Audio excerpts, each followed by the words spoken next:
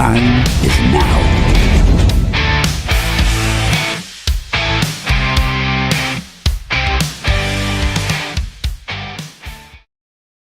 Welcome everyone to NUFC Talk TV with another live match commentary of Newcastle United, this time in the Carabao Cup. So don't forget to smash the like button, subscribe to the channel if you're new, super chat right away, give memberships away if you want to, or become a member yourself if you want to support the channel. Hit the $sign on the bottom right hand corner and follow the steps, and you can donate to the channel as well. But if it's not time, we only ask that you hit the like button. It's free, it doesn't cost anything. Help us out by reaching more Newcastle United fans. Got Gary here, of course. Win is in the stadium. Folks. Gary, how's it going? Very good. Yeah, been a busy day, but I'm really looking forward to tonight. It's a strong team. Should get the job done. Very, very strong team. Very strong team. The Carabao Cup started, of course. Actually started when earlier this year, really going at it. But I mean, there's a lot of teams. Yeah, lower leagues. But the big teams, of course, started. Well, some Premier League started the 16th of this month, and then I see a few got eliminated. Of course, yesterday it continued with Chelsea moving forward, eliminating Lincoln City. Wolves versus Everton. That was a 2-0 win for Wolves. Everton out of the cup. Fulham and Cambridge United 1-0, barely beaten Cambridge. Fulham. Wigan and Wycombe lost. Wigan lost 2-0 to Wycombe, and that's it. As I say, Wycombe or Wycombe? How do you say it? Wickham or what? Wickham. Yeah. Well, good goodness. But there you go. Wycombe in the USA. Exactly. 2-0. Either way, Wigan lost that one. And then, of course, Brighton 6-0 to Barnsley. That is damaging. That was a statement by Brighton. And Cardiff City, of course, beating Burnley 2-1. Still Burnley, a barely promoted team. We'll see what they can do. Obviously, eliminated out of this one. So Reading and Wrexham beating them at 2-0, beating Reading. And, of course, the one yesterday that people were watching was Liverpool versus Southampton. Liverpool barely beating Southampton 2-1 with goals. Alexander Isak and Ekitike, who was the numpty of the day as well. He got the award for taking his shirt off.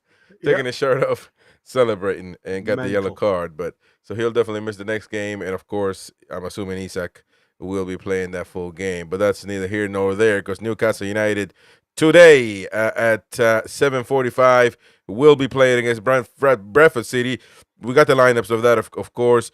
Huddersfield and Man City play at the same time, as well as Tottenham, Doncaster, and a little bit later, Port Vale with Arsenal. And after that game, they will do the draw live, and we should be more or less on the live reaction at the time. So we'll definitely keep you updated on whatever it is, either elimination or advancing for Newcastle United. Exactly. Either way, we're going to be live. But Newcastle United, I mean, very strong lineup. I would say for this type of match. I'm actually excited. I don't have any objections to the lineup whatsoever. If Walter not playing, but I mean, I really don't have any objections. Osula will play, and it is what it is, really. I mean, there's nothing we can do. We will show the lineup in just 1 second. But let me just give it to you right now. Ramsdale starting, Hull, Botman, Joe Linton, Gordon, Chow, Kraft, Osula, Ilanga, Bruno G, and Lewis Miley starting for Newcastle United against the mighty, powerful Bradford City. Any objections? What do you make of the lineup, Gary? Well, as daft as it looks, it's exactly what I put down. There's two things. The way I look at this now is obviously competitions are going to come thick and fast up to Christmas and hopefully beyond if we go to the latter stages of competition. So players, or fringe players, I'm going to say, because you've got the likes of Kraft that wouldn't really potentially get a look in. Miley's another one, Osula. All of these players will be utilised and played throughout these competitions until obviously we get to a stage where you're up against a formidable opponent. That's when things change. But what you have to have is players ready, and that isn't just match fitness. Because, like I said, you can train all day on the training court. Not an issue for me. The problem is when it comes to a match day, it's mental management as well. So it's, when you say mental fatigue, when you're concentrating not to make mistakes, for 90 minutes, it absolutely wrecks you. So it's about mental management as well. So for me, giving these guys the minutes that they require to get sharp mentally as well as physically, to get sharp during the game, I think that's going to benefit Newcastle down the line. So really good, strong side. Again, I have to applaud Eddie Howe, because he's not really taking the gas, if you like, off the pedal, because he's literally putting a stronger side out as I could. If you're looking at rotation, yes, you're going to question whether Kraft should come into the side, but we knew that Trippier had picked up a knock, and whether it was a little bit of a twinge in the hamstring or what, there's no point in risking him in a game like this. And again, Kraft is that third backup, if you like. And to me, having somebody like, again, it's discussion when we were talking the other day. It's about having a player, the likes of Tino Livramento, who can come on to the field if he needs to replace Lewis Hall, if he needs to place Emil Kraft. He can do so, and he can have that mindset to play in that one position. When he's gone over to the left-hand side and he's brought Hall on, then he's transitioned over to the right-hand side. He seems lost for 10 or 15 minutes. And the way Eddie sets up on the left-hand side to the right-hand side, he's totally different as a player. So again, it's the old adage of Wurzel Gummidge. You have to take one head off and put another head on to play Eddie Howe's system. So I think this is favourable. I think, like I say, it beds everybody down. And if there's changes to be made, it should be like for like in those positions without shuffling the pack too much. The official Carabao Cup Twitter account says it's time to welcome back our holders, tagging in Newcastle United. So, of course, we have won the cup the last season, and we shall defend it to the death if we can. I don't think it'll be this game. I think this game should be. I think Eddie Howe's put in a strong lineup, maybe with the objective to say, get it done and over, quick and in a hurry, and then we can even rest more players if we need to, if we can, really, because you're putting a lot of players that. But maybe Joe Linton, if you happen to be in a good position score wise, you can possibly take Joe Linton out again to not put a lot of pressure by halftime or the 60th minute, the classic 60th minute by Eddie Howe. Any other players? Everybody else really could use the minutes, quite honestly. But we should. Oh, maybe Walter Mata. If you really want him to get fit, why not put Walter Mata for the 30 minutes or so, or 20, to get some more match fitness in there. But it's all going to be about getting it done quickly. Can we do it? I think we got the names to do that. It's not as easy said than done, though. As we've seen it before. We played against many teams that made it really difficult. But I would assume that's the game plan tonight, playing a strong lineup, don't you think? Yeah, I think it's going to be exactly the same. I mean, you'll have Bruno go more into his 6 role with Miley and J7, pushing on. I mean, you may see J7 dropping in to give him a breather at times and allowing Bruno forward. So it'll be very much a similar pattern of play, 4-3-3, with Gordon left and Langer right, with Asula through the middle. And like I say, you apart from Kraft, you couldn't ask for a strong line, and obviously Asula. You could say it's virtually a full, it's a full squad. And this is the beauty of having a rotation. It looks poor on certain pieces of paper, but you look at this now and the way a team is set up, it's balanced, it's got guts, it's got speed. What we need is final third decision making, and that's, like I say, having a go at goal, giving the keeper something to work at, and I think that is something that Newcastle, as Eddie Howe said, is something that they have they've struggled with for some time. Yeah, the bench players for Newcastle United to come in and do something will be obviously Nick Pope, Trippier, Lascelles, Tonali, Barnes, Livermento, Walter Made, and Willock with Alex Murphy. Would be interesting to see Alex Murphy at some point, though. But I think that most importantly, Malik Chiao and Botman need minutes. So they're probably going to finish the game, quite honestly. But you never know, though, because if Eddie Howe thinks that either Malik Chiao or Botman are the ones taken forward as far as the proper strongest lineup that we can put up, then you might need to rest one of the two for Arsenal. Actually, you might have to, because Shar is not going to be ready either way. No. Right, so maybe Malik Chiao will be somebody to take in consideration to rest them. Actually, that's a good question. Do you think that would happen? Because I think obviously Shar's not going to be available by regulation. So, but would you even rest him? I mean, he's played against Bournemouth, Chiao, and if he plays a full game today, do you think he would get a full game again in Arsenal, or is that too much to ask for right now? They're young lads anyway, but yeah, they are.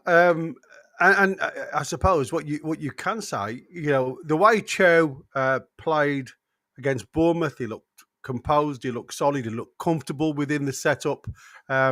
People were always going to niggle about the red card. Was it? Wasn't it? I mean, I thought it would have been harsh if he'd have got it.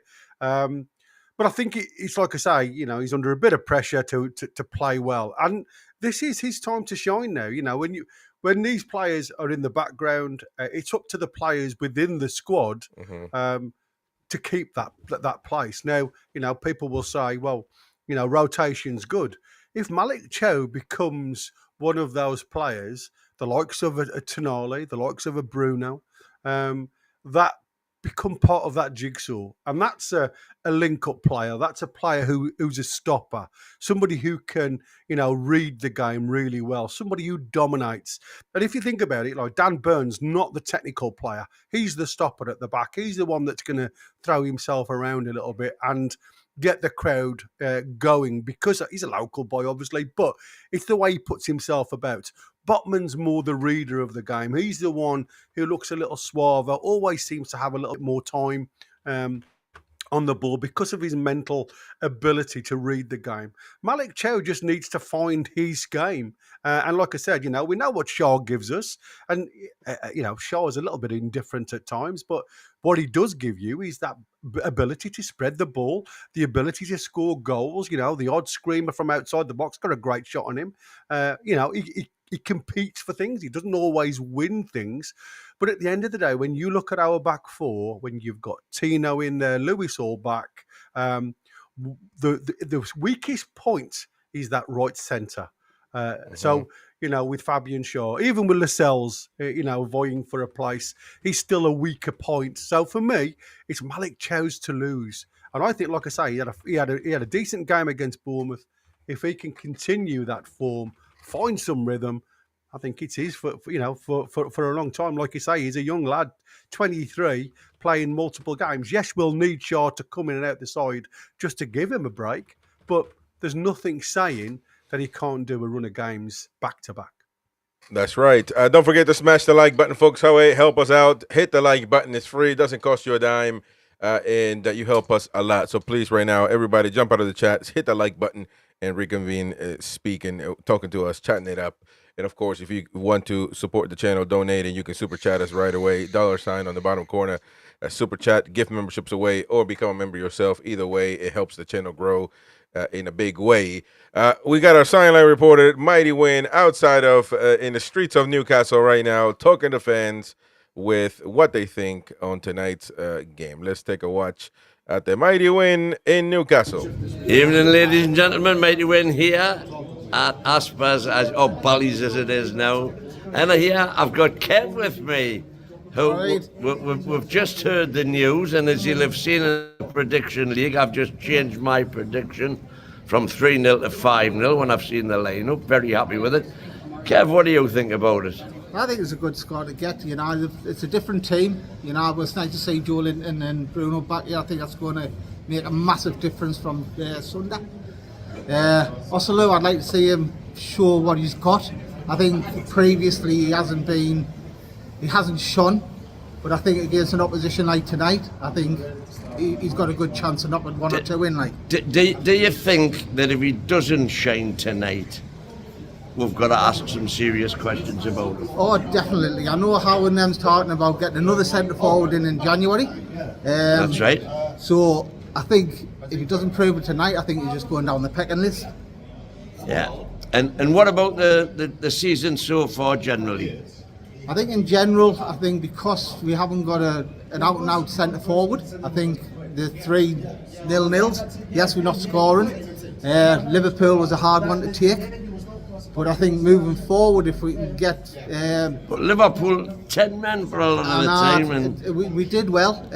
Barca last week, they didn't really outshine us. You know, we could have been 2-0 up in the first 5 minutes. But it's all about just wanting the Toon to win all the time, you know. And we're not going to play nice all the time. Eddie changes the team, what he's got to do. We've got the cup matches. Are you happy with Eddie? Always will be. I think what he's done for the Toon is massive. Absolutely. And that, by the way, is the Of course. overwhelming opinion of local fans. Local fans for local people, Eddie's the boy. Just remember that. Of course. I'll happy catch you clapping. later, guys. Come on. Happy clap. Come on, a tune indeed. Love it. Yeah, cheers to Mighty Wayne says, but see, Mighty Wayne already pray. He's smart. He put some, before they talk. They got a happy clap at the end. No doubt, nobody here has ever called for Eddie Howe's head. But he does need to better his. And actually, I think this is a good sign. He usually doesn't do this, so there's a good sign that he's putting a strong lineup. Go out there, grab them by the neck, get it over and done if you can. And then you can obviously manage the game a lot better. So I think the lineup is very strong. Shocking, to be honest. You can't say that we're not shocked, of how strong the lineup is. So I don't have an issue with it. I'm very excited, very excited and very happy. Happy, I said. It's happy. But anyway, always will, said Brantis, always will be. Yeah, that's the attitude of a cult. Oh man, always, exactly. Well, listen. Everybody's got a point. Let's go some comments here from the chat here. Michael NUFC, is Howe sniffing something? What is the formation meant to be? Well, I mean, I don't know. The club did put on the graphic, though, by the way, something about defending. With this defense, something like that. I can't remember now what it really was, but I don't know. Maybe we are transitioning to be a more defensive-focused team. And listen, that's not going to be everybody's cup of tea. That's one thing for sure. It could be boring at times, but, I mean, it is what it is. Mourinho won a lot with that. Simeone has won something with that.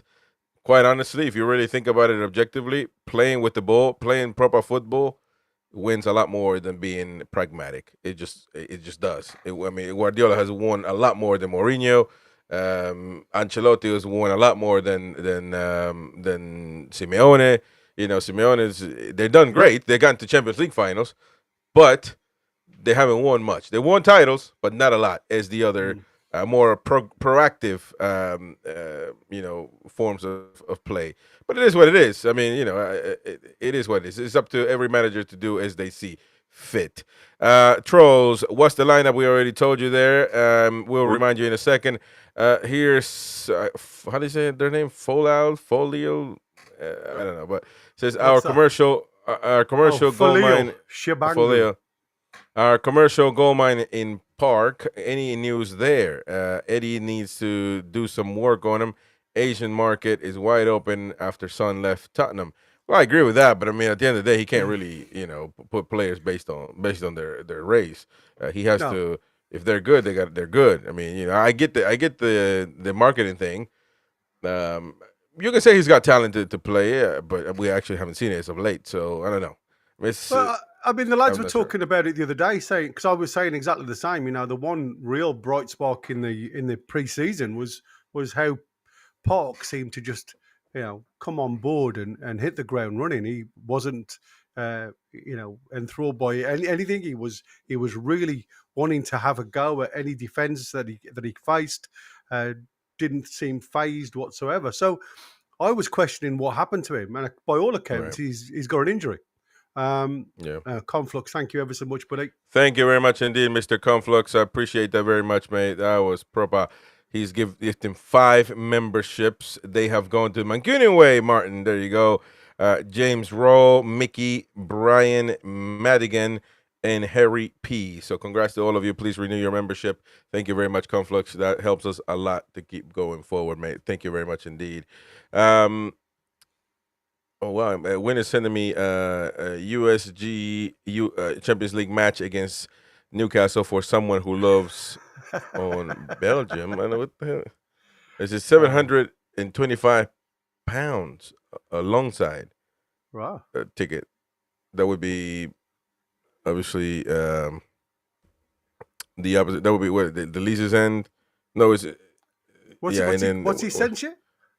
He just sent me like a ticket or something. Like if you go to one of the websites, third party websites or something, Right. and it gives you but £725 each ticket. Oh, right. Fucking Wow. hell. I don't know who's paying that, but not me. Not it me. gets USG. I think that's probably more than the one from Barcelona. Who does, I don't know. It's mental. Mental. Irish here. This is Osula's last chance. I think if you can't score against Bradford, then you ain't ready. That's what Mr. Irish is saying here. Well, that is one hell of a statement. Do you think it is Osula? And let us know in the chat, by the way. Interact with us here. Do you think that it is Osula's last chance to show what he can do as a center forward? It's like I said, it's hard to look at a player of Osula's standard. From what we've seen so far, he doesn't give you a lot of confidence to think that he can, make it in the big leagues. Now, you've also got to take into consideration he doesn't get a lot of play time, and confidence and play, it comes hand in hand sometimes. We've seen a lot of players in the past, and again we talk about Harvey Barnes. What's happened to the fall off of Harvey Barnes this year? Again, a player who's built on confidence. You feel with Harvey Barnes, if he beats the defender once, he'll beat him over and over again. The difference we've seen Harvey Barnes this time, he can't beat himself, never mind a defender. He seems completely void of confidence. Anthony Gordon, on the other hand, he just seems to be going through, a bad spell, if you like. Everything that he's trying to do, you can see he's got a lot of hustle and bustle. He's very dynamic and he plays like a little busy bee, if you like. But again, no third part of the XG is where it counts. Whenever you look at a player, the way the players work within the system, if the XG isn't high, saying that you're creating chances, then there's a fall off somewhere. And that's where the likes of Osula has to make the ground. He's got to create, even if it means he's got to do it himself. He's got to try and fill the pockets of space. He's got to work the brain as much as the body. And like I say, good strikers are born. They're not developed. There's a way of being able to read potentially. And we've seen a lot of really good, talented strikers at Newcastle in the past, and you have to ask yourself, well, what makes you different compared to this guy? And that's Osula. You look at Osula, the way Osula plays. Like I said, you don't have to defend him because he'll come running back to you. He's got to start working the channels a little bit more. He's got to start moving defenders where they feel as though, do I come out to defend you, or are you going to come back to me? And if he goes out and just starts to move away from that central zone and then come in at the diagonal, what that does then, he start moving the centre halves in a different direction.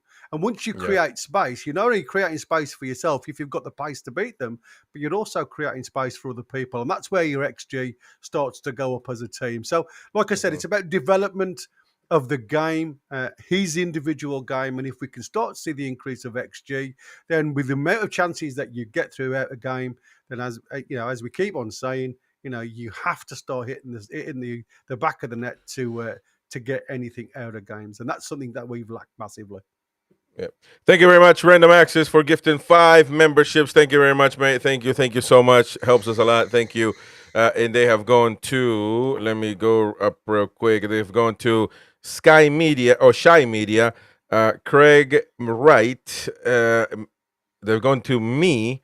They've gone to Dab Gaming and Tommy K. There you go. Thank you very much, Random. And of course, enjoy your membership if you've been gifted one.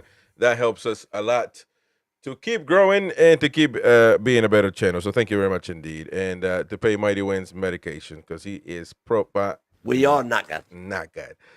So thank you very much, all of you out there. We're going to get into that. Hopefully we can get some Eddie Howe statements right before the match. We'll be able to show that to you right now. Ramsdale, though, as you see on the screen, number 32 for Newcastle United will be the starting goalkeeper. First full and partial debut for Newcastle United. What do you make of Ramsdale? What do you think? The lads as well in the chat, I want to know your opinion. What do you think in the chat about Ramsdale? I mean, it's kind of an unfair situation because if he has a great game, it's unlike Malik Chiao or unlike maybe Osula that could help his cause. It's not like Ramsdale's going to start against Arsenal, is he? So I mean, it's like everybody needs to play good aside from trying to prove themselves. But it is kind of if you think about it from the Ramsdale side of things. It is kind of tough because you can have the best game in the world, stop 20 shots, but you're really not going to be guaranteed to start next game, are you? No. I often look at this and say to myself, Ramsdale's in a situation now where if he keeps a clean score, which we all expect him to do, right? If he keeps a clean sheet, right, it's like a case of he's caused no upsets because, against Bradford City, we're not expecting him to be busy. What he can do and what he can develop is that footwork, their ability to play the ball with his feet, whether that's created opportunities, long balls into the channels. We see a lot of keepers now, European keepers, that are able to ping a ball into the channels for centre forwards or wingers now to run onto and create something. But it's about composure. The one thing for me is when he gets his foot on the ball, he always looks composed to me. He doesn't ever look as though he's in any difficulty. So, that's the one good thing, that I think that Ramsdale's got going for him. And I think, like I said, it's going to take him potentially a while to get into the side. But I don't think there is a chance of Pope getting into the side if he can develop and perform as we've seen him do in the past. Now, look, he dropped off massively, lost his way a little bit at Arsenal, went somewhere else to try and get game time. Again, unfortunately, not his fault. The team that he goes to, that he's going to get a lot of shots at him. But I think he's come to Newcastle, and he seems to have the added confidence, the added edge, if you like, to try and make this, I suppose, this change in his life, in his playing career, a permanent one. And he's only going to do that by actually getting game time. So for me, a lot of pressure on him now because, like I say, he's got to prove himself. When he gets these opportunities, he's got to say to Eddie Howe, "Listen, I'm better than Pope, so I want to be your number one." That's right. And people in the chat were asking to remind them what the lineup is. Gas in the chat was saying that, Gas in UFC, the lineup is right in front of your very eyes. Ramsdale, Hall, Botman, Joe Linton, Gordon is a left wing, which is a big plus. Malik Chiao, Kraft, Osula, Ilanga back in the lineup. Bruno G and Lewis Miley for Newcastle United. We got Pope, Trippier, Lascelles, Tonali, Barnes, Livermento, Walter Made, Willock, and Alex Murphy in to be put in the subs if needed. Really strong lineup, says Ali. Another excuses for the night, or no excuses for tonight, maybe.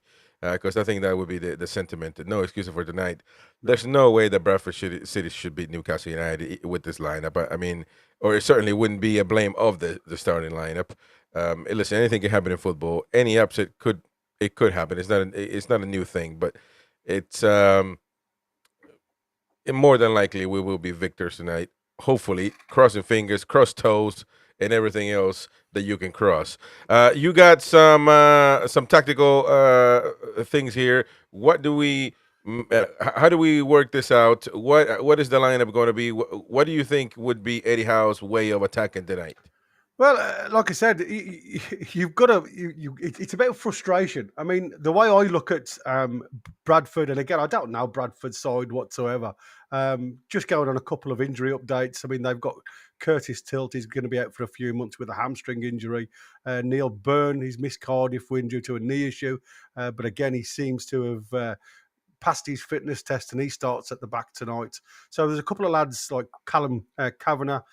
He's going to be out, for a few weeks. He's been away for a period of time. Alex Patterson, a good player who's part and parcel of their structural winning ways, if you like. Really good player, but he's suffered with concussion recently. So again, Andy Cook, one of the strongest players that I've seen in the lower divisions, he returned to the squad, and potentially we'll see him coming off the bench. Lewis Richards also played in a friendly with Byrne, behind the scenes friendly, just to get some match sharpness for tonight's game. And again, he's in contention. But this is what I've put down for Bradford, literally as a pointer, if you like, because like I say, I don't know all of their players. So I've gone with a 5 at the back. They'll play with wing backs. You'll have Byrne, Pennington and Kelly as their centre backs. 3 at the back with Toure and Halliday, whether that's a left wing back or right wing back, again, not really knowing their side, but it's either going to be switched or it's going to be where I am. Powers, the number 6, he's the if you like, the spoiler in midfield. He's the one who's going to get stuck in, with Powell and Lee either side of him. Again, both central midfielders, busy type of players. But for me, the way Graham Alexander has set this team up today, I think it's more to stop Newcastle. Poynton, very good player. He'll play in off the left-hand side with Humphreys up top. So again, he'll be the one in the attacking midfield zone, playing in the 10. He'll be the one pushing in on Kraft and trying to work the space between Malik Chow and Kraft, with Humphreys potentially coming in and working the angles from the right-hand side. So that's how I believe Bradford. For Newcastle, like I say, to me, it's same old, same old. If Newcastle score early, and I say early, if we can get a breakthrough, and again, we've seen how frustrating it's been as a fan to watch Newcastle play against the low block. Now, again, I'm sure that Graham Alexander will have done his own work. He'll have seen the struggles Newcastle's had in the past playing against a low block. Have we got the ability to break it down? If we do, then I can see multiple goals go in, because at the end of the day, there's only one chance here for them to get a result. So if we can get through and get a goal really early, then this could be a landslide. It could be 5, 6, 7 with this team. And for me, I think it's going to be, like I said, a 4-3-3 with Bruno sitting in the deep end, releasing Miley forward and J7. And you'll probably see a little bit of a transition between J7 and Bruno Guimaraes, where J7 will sit for a breather to allow Bruno to go forward. But for me, the Lewis Hall and Anthony Gordon partnership, we saw developing so well just before he got injured. I'm hoping that can reignite a little bit of passion, a little bit of direct football. And again, I'm just looking for that quality from the likes of Lewis Hall, who's going to be naturally on his good side to whip the balls in, for Alanga and Asula, Miley and J7 to try and attack and get involved in the middle. So, like I said, for me, it's a very positive move for Eddie Howe, but I think it could be frustrating. The longer the game goes, the more desperate it could become. Some of the informed players for Bradford, I went through a lot of them on Thursday, and like I say, a lot of them played last week against Cardiff. So Bobby Poynton is an academy product. The lad number 23, he's on fire. 5 league goals already in brace against Huddersfield. He's become the face of Bradford's resurgence.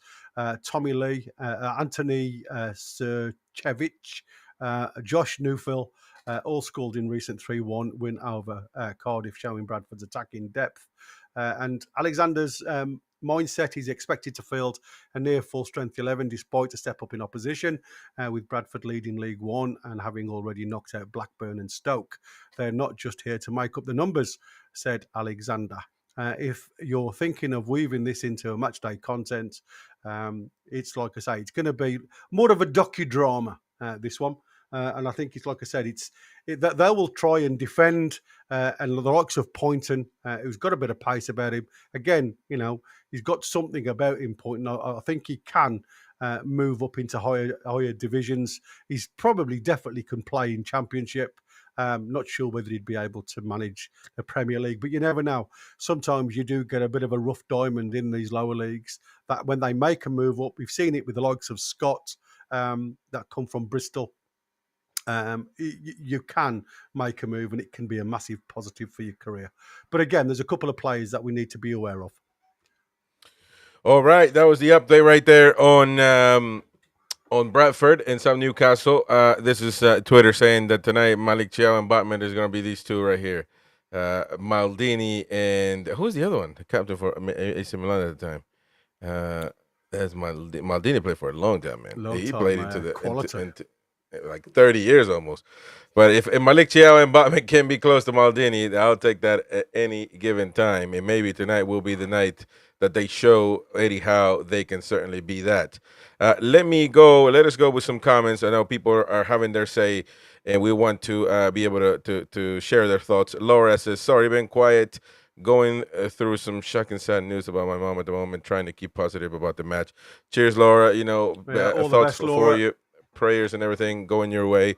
So hope that everything gets well soon for you, and that you find peace, of course.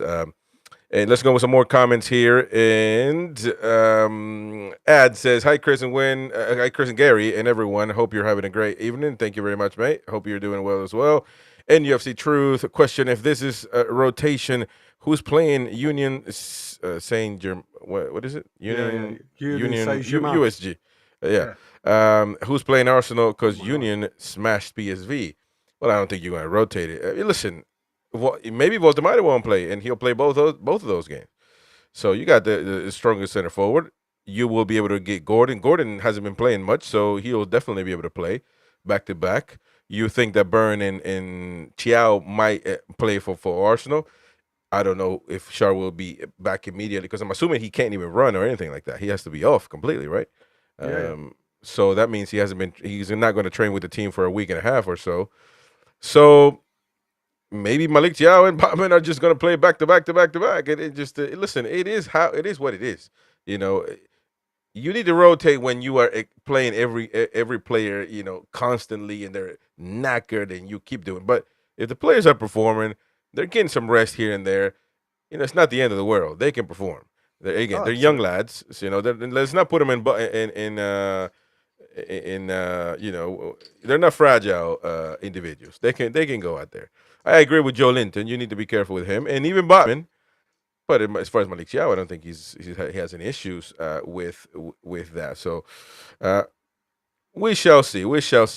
And Michael and UFC, hopefully Miley has a better game with Bruno and J7 alongside him. Well, he's going to be tested again tonight, Lewis Miley.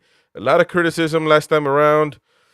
I mean, maybe unwarranted, but I can't see it. I really can't. I mean, when you look at the amount, everybody was blaming him for going backwards, passing backwards or sideways. And like I said, you look at the time when we played against Barca, we scored the only goal. To create the goal, we had to go backwards, and then it was one-touch football through the spine of the team, and eventually. We get a good pass into Gordon to get on the end of, and it's Gordon who nearly screwed up at the back post, to be fair. But I looked at Miley's game again because I wanted to find out what was going on. Miley's pass ratio was absolutely outstanding, and the amount of times that lad played the ball, you could say sideways or forward to get the momentum going the weekend was phenomenal. Something like over 57%, I think it was, that I managed to do a calculation at the top of my head. I might be wrong with that, but I think it was 57% of his passes were sideways or forward, not backwards. And a lot of his passes, they may have been simple, but they were finding a black and white shirt or a green shirt, obviously, the weekend, which, like I said, we have been massively guilty of when it comes to previous games with our passing. It's been awful. But yeah, I mean, to be fair, I think it was unjust with some of the comments towards him. And like I said, the lad's not had much game time. You've got to give him a break. We have got to start looking at allowing these young kids to develop, because it's these kids, these academy graduates, that are eventually, if we play our cards right, will get us out of a lot of PSI, situation. Yeah. We got comments now from Eddie Howe and the Bradford City's manager. Let's take a listen to Eddie and the other manager as well. Let's go. I think we've made changes, but really strong team we've picked, showing the respect to the competition and to Bradford today. We know it's going to be a difficult game, but we're pleased to be back at home and looking forward to it. Absolutely. I mean, you come into this competition this season as defending champions, which is, it would be a strange feeling for some of the supporters out here. They've probably never experienced that before in a competition.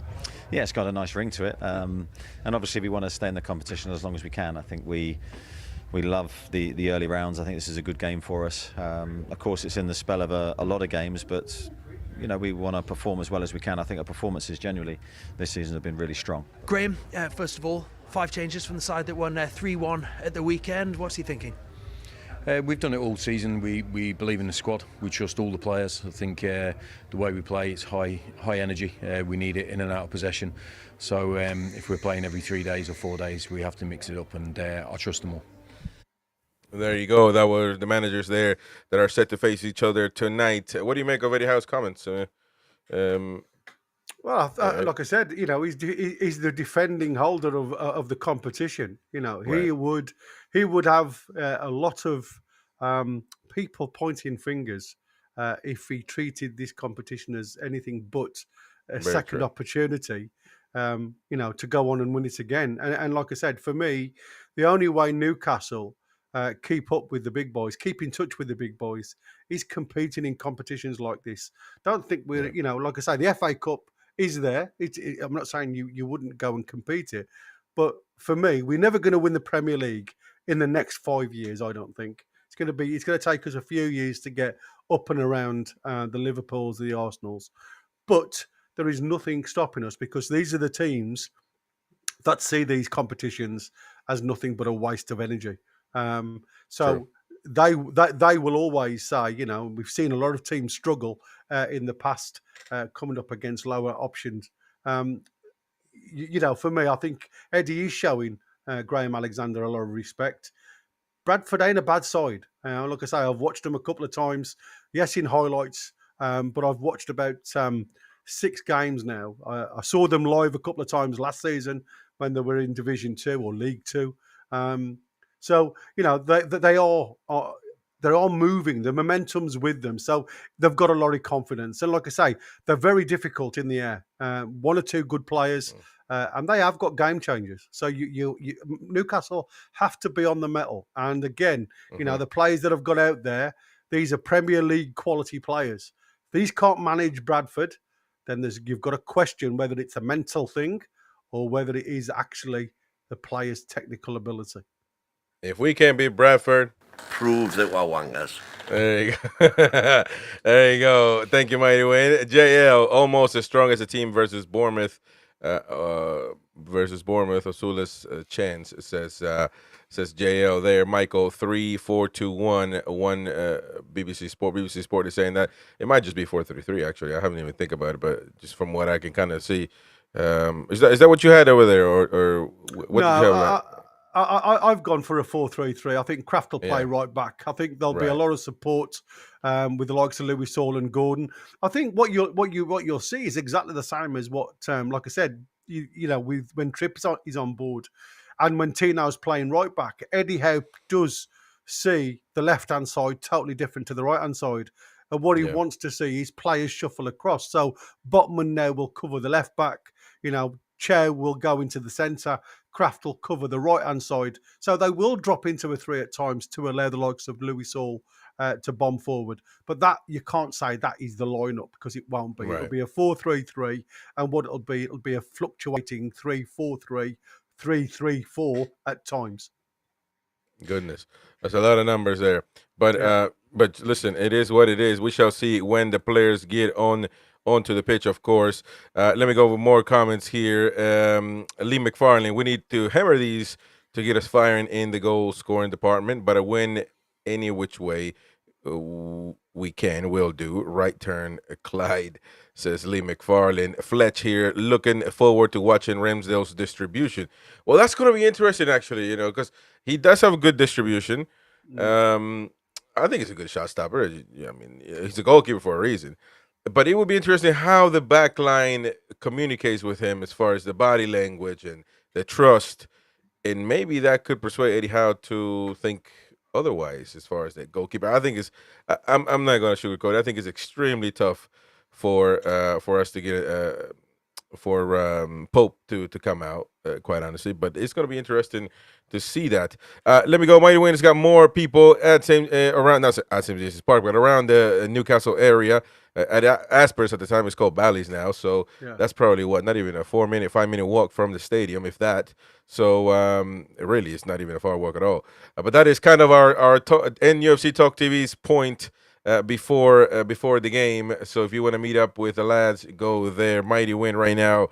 Let's take a listen. Hey, Mighty Win again. We have friend of the channel, Colin, and we have Kevin all the way from Belgium. Even though he's originally from Gateshead, and there's a tale to tell about what happened there? About that relationship, which I'll tell on the show tomorrow, so tune in for that. Meanwhile, what do you lads think of the lineup today? Well, first of all, I would have played Walter because I think he needs time with the team. I get it that Asala, probably in some ways deserves a spot, but I would have played Walter. So that would have been 3 games in 7 days? Well, yeah, but he needs the game time. I think the team needs to get used to playing him. He's a totally different type of player to Asala. And yes, I get it. I think you mean the Isaac. I mean, no, it's totally different to Asala. Absolutely. Yes, so, and the team needs to get used to the type of balls that Asala, Walter Marta wants, the type of crosses he wants, the type of ball the feet he wants. So I would have had him for 60 minutes and put Asala on for 30. And what about you, Kev? I think today we've got a strong lineup. We're obviously showing the club some respect. I think we probably anticipate a difficult game off Bradford. Let's hope we, get a couple of goals early on, and not typical of Newcastle, but let's make it a comfortable win. Exactly. And if we do, how does that stand as regards how this season has gone so far? Right, well, I mean, it's obviously been a little bit of an iffy start, but if you think about, I know we're going over old ground here, which is the signings came in late. We've got a centre forward who's totally different to the way that Isak plays. And I also think, if you look at the way the Prem started, teams are playing, there's more long balls, more long throw-ins. We know 4-3-3, we got sussed a little bit last season, so I think Eddie's got a couple of things on his hands. One, how does he integrate these new players? What's his best 11? And what tactics is he going to play, and what format is he going to play? So I think he's got a lot on his hands, and I don't think it's surprising that we've had a little bit of an iffy start. But, 4 clean sheets, you can't argue with that, can you? And Kev, what do you reckon? I think we've got a new team. Look, the team's bedding in. Got a slightly different formation. Up front, obviously, we've had a lot of upheaval. I think it's going to take a few more games for everyone to bed in. But I think based on we've got a solid foundation at the back, I think you'll see us kick on, give it a couple more games, get past the international window, and the new players will bed in and we'll kick on. And you are currently living in Belgium, and you try to get a ticket for Newcastle USG in Brussels. That's what it was. And how much were you quoted? Certainly this is through a third-party site, and you're looking at about €800 per ticket. €800. Which I'm not willing to pay, just want to stay down. I'm not willing to pay. Yeah. Right, and the question I ask everybody, where do you stand on Eddie Howe? Brilliant. Right, I think Eddie's done a great job, fantastic job, absolute ambassador for the club. I think we're lucky to have him, and we're all proud of him. And you, Kev, all the way from Belgium? I think Eddie Howe, you can't ask for a better manager, yeah? He handles himself very well. That's in front of the press, I think, with the team. I think the way he's, let's say, galvanised the team. Some of the players we had couldn't actually get a game beforehand. now they're the stars of the team. So yeah, Eddie Howe, What, can't do any wrong for myself. what do you say about the critics who say that his game management is poor? He says that, by the way. Substitutions are poor, He says that. The and numpty. that he doesn't know how to change a game when it's apparent that things are going wrong. Right, well, I'll tell you what I think about that. I think it's an absolute load of bloody rubbish, right? Over to you, Kevin. Yeah, I would agree. I think every fan, look, has their own opinion. Everybody from an armchair thinks they can do better. But I think now, for the first time in a couple of seasons, he's actually got a decent squad. You can actually make changes from the bench, which will make a difference. And I think what you'll find as they go along, basically 60, 70 minutes, you change the three midfielders and the striker. That's the options that he has now, which he didn't have last year. I'll just make a point, right, which is on social media in general and people in general, it's always easier to criticise than to praise. People are always looking to big themselves up by saying, hey, I've spotted something wrong, I could have done that better, he should have done it better. And 99% of the time, I've got to say, it's just said to try and big the person up, not to really criticise the person that they're giving criticism to. So all you guys out there, right, who are calling Eddie Howe, get real, man! Get real! Catch you later. That's the Happy Clappers cult that Mighty Win has formed outside of St. James's Park. Nick Nichols, thank you for the pound there, man. Appreciate that very much indeed. And okay, can you believe he's the one that questioned Eddie Howe's in-game management, and he's gonna talk rubbish like that? Unbelievable, man. It is mental, as you guys would say over there. More comments here coming up. The game should be coming up at any moment in time. Now stay with us. Enjoy the match. React with us together as Newcastle United fans, virtually, of course. Over 300 people watching right now. Smash the like button. Don't forget to subscribe. Help us out. Irish Assassin sees us. Egatiki is already pissed off at being on the bench. He could have been God with us. Also, Ratman looked pissed off not getting the ball early, and he also knows he's not the main man. So there you go. Connor has a question. Surely, if Lascelles can't play against Bradford, we should have took the £4 million pounds. Well, Eddie Howe said that he's a good leader and all that stuff. So I mean, whatever that's worth. That's I mean, you got too many center backs right now, actually. Yeah, well, that's the thing, isn't it? It's like you've got to question 5 centre backs for a 2-man squad. The problem is, like, it seems very much to me and apparent to a lot of players is the fact that he's probably going to go with a 3-man centre back in Europe, especially when we start playing away from home. He'll be trying to pinch as much as he possibly can away from home. So you do need 5, especially if you're contemplating a rotation system where you're playing a Thursday, Sunday. So I think the reasons why Eddie Howe didn't take the $4 million was exactly that. Playing with a 3-man European side compared to a 4-man, a 2-man and a 2-man weekend and midweek. So you need depth. You need depth of squad. And like I said, the beauty of having the likes of Malik Chow, who can drop over to the left-hand side of centre if we require it, what you've actually got is 6, because you've got 2 on the right, 2 on the left, and Malik Chow who can operate in both. So to me, it's an ideal win-win situation, not to lose him. But again, what's Lascelles going to bring you realistically against Bradford? Not good leadership, potentially, but it's not what we want to move forward.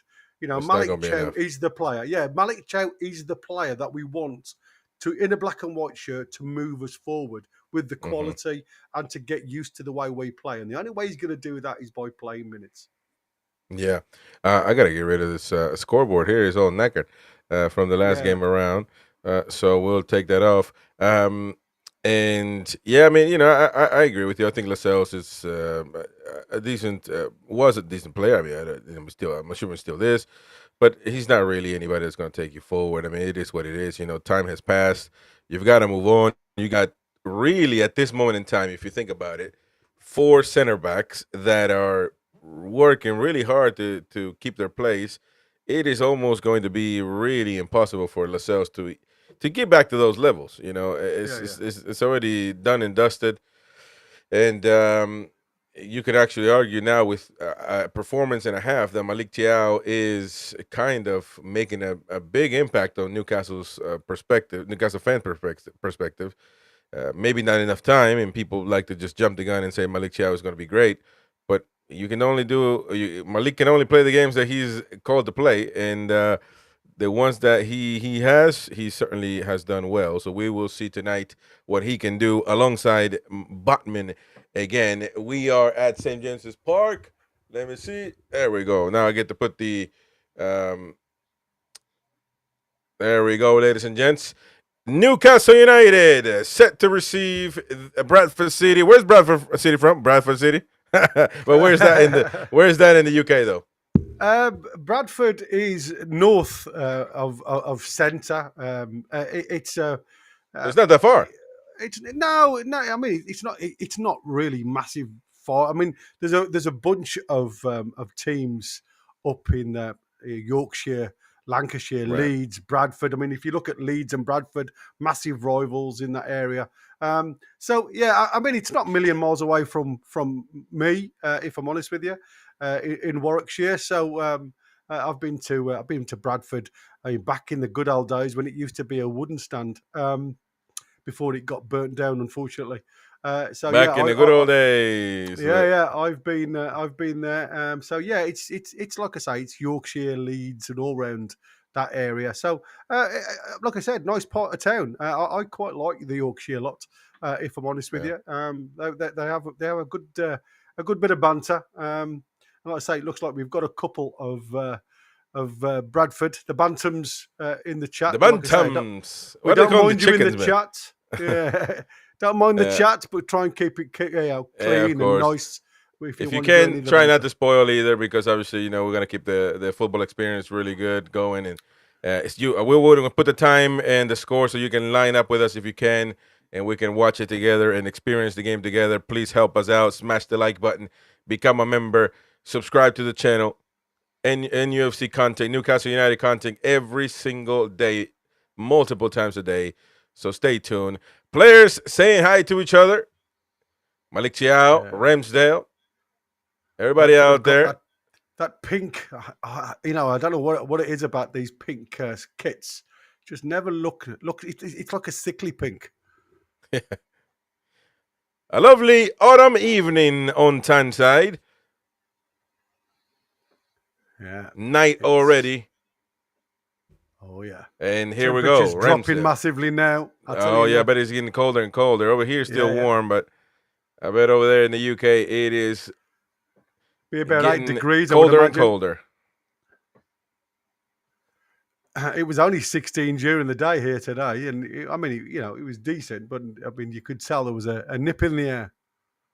You can tell something was gonna happen. It was gonna drop by the evening.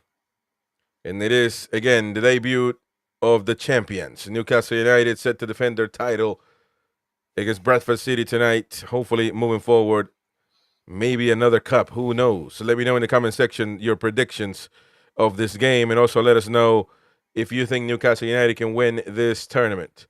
With all the due respect to Bradford City, of course, who are going to play with us tonight against us. Graham Alexander, manager for Bradford City. Let us know what you think in the comment section, folks. Want to know your opinion. Ian Fleming, Rebecca, Graham, Nicole, Queen of Heart, Rugby, Michael Mick, everybody out there. JL, Geotoon, Irish, Paul Norris, NUFC Truth. We see all of you out there. Thank you to our super chatters and our donators tonight. Appreciate you very much indeed. Thank you for your kind support. We shall get started pretty soon. Local hero playing, ringing around St. James's Park in bright pink. It's like Inter Miami FC, man. Yeah, absolutely. It's like Messi's team. Yeah. I don't know. I think it's because he's got the yellow with it. And like I say, he's got the little, it's like an off yellow trim. And it just, I don't know what it is. It just looks a little bit insipid for me. Ads is going 4-0. Rebecca's going 3-0. Adrian's There you going go. 3-1. City. Whee! Well done, Adrian Kidd. 4-1 Newcastle, says Geo Toon. So a lot of high scoring.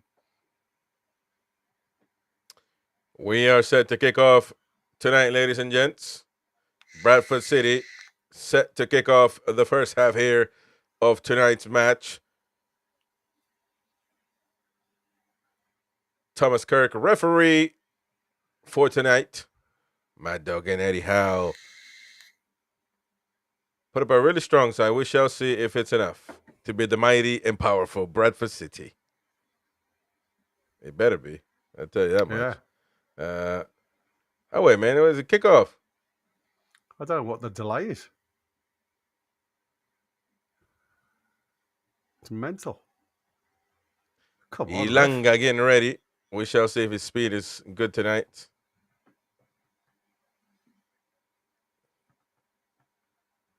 Come on, Thomas.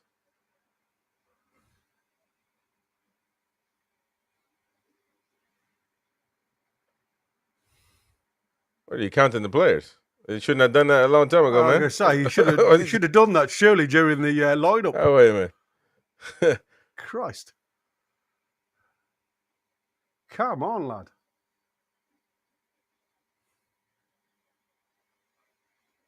Here we go, ladies and gentlemen. We have kicked off at St. James's Park, Newcastle United versus Bradford City. Another dream, another objective for Newcastle United. Bruno Guimaraes with Joe Linton. Joe Linton tries to get through. And, well, that's going to be a foul there for Newcastle. Interesting. Very interesting. Come on. The Magpies looking for a win tonight. Bradford City doing their thing, though. We shall see. Yeah, it's going to be interesting to try and pick out some of these Bradford City players, I must admit. Oh, yeah. One knackered, man. Absolute knackered. Oh, yeah. Be careful now. Oh, shot off. Oh, from there you Bradford, go. A though. shot. Well done. And Halliday Ramsdale gets his shot off. Well done, mate. following that one. Ramsdale following, getting a little bit of action there. Yeah, that's Humphreys in the middle. They're number 11. He's their central striker. So you've, like I say, he's not. They ain't like Poynton and Humphreys ain't bad. They will get themselves about. And like I said, they'll be up for this game. You know, this is a giant killing at its best for them. And all these teams really enjoy doing the upset. So there you go. You got the scoreboard now in front of you, so you can sync with us if you can. Bruno Guimaraes pushing the ball up front. Ilanga on the right side of the pitch for Newcastle United. Lewis Miley in midfield. Is he playing a 6th row? Yeah, it looks like I say they will push on past him, and one will drop off. So that's what I said. You're going to have nice rotation between the three of them. One will drop in, allowing the two to go, and they'll just literally throughout the game they'll do a similar role. It looks very much at the minute that Lewis Miley's the one sitting, allowing Bruno and J7 forward. There we go. Kraft looking for Miley. Bruno G in midfield for Newcastle United. Kraft back to Miley. Newcastle United now with a prolonged period of possession. Oh, Gordon. Well done there. Anthony Gordon gets through, but looking for somebody, looking for a cross, looking for something there. Lewis Miley. That's going to be a throw in for Newcastle United. Lewis Hall with that one. The handband is back for Anthony Gordon. Oh, there you go. Osula. That pass there by Kraft.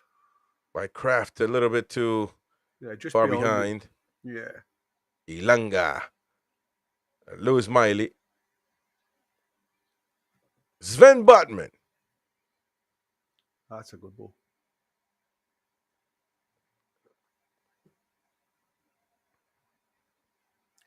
Be careful. Joe Linton looking for an option. Joe Linton. On, have a go. J7 with a shot. Close yet so far. Just leaning back, wasn't he? Didn't get his hip over the ball, and it just rising as it went towards goal. So unlucky. Good build up. You can see that Newcastle are starting to dominate already. I mean, that should have been closer, actually, but... Yeah. But that's the problem, isn't it? At least we're getting shots off from that 20-yard zone, which is what I want to see. You know, law of averages again. One of them will be on target.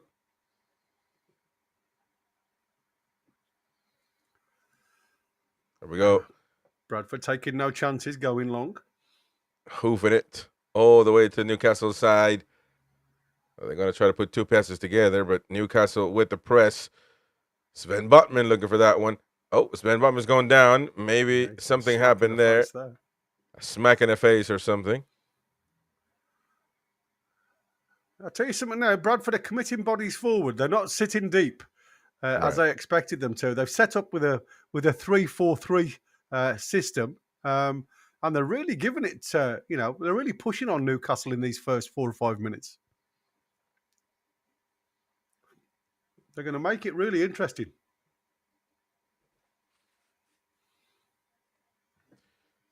Lewis Hall with Gordon.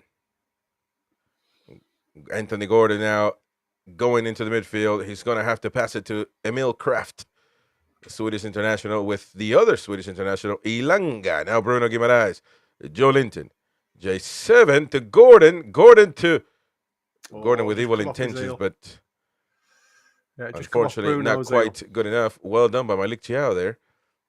Back to Botman. And Newcastle United very much in command of tonight's match with just 5 minutes underway. Back to Botman. Botman looking for Bruno. Bruno Guimaraes looking for the option there. Emil Kraft is going to have to come to it. Osula can't control the ball, but Newcastle gets the ball back again. That's what you're going to get from Ramsdale as well. He's going to be more of a sweeper keeper, which is exactly what we want. Like I say, he's nice and steady when he's got that ball at his feet. Mm-hmm.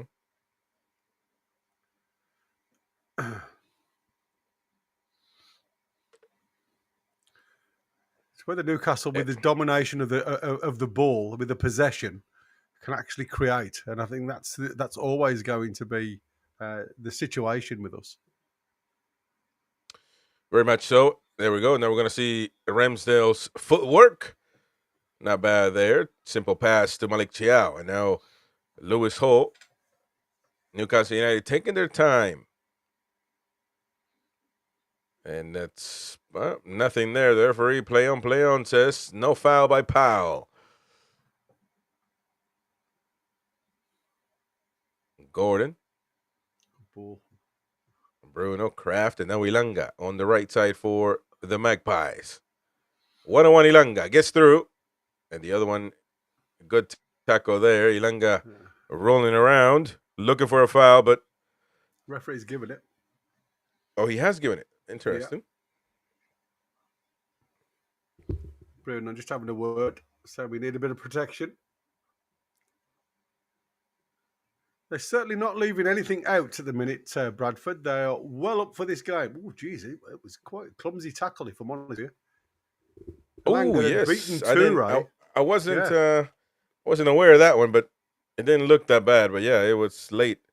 So, a free kick now for Newcastle, Ilanga and Emil Kraft. You know Emil Kraft was a lefty? That's interesting.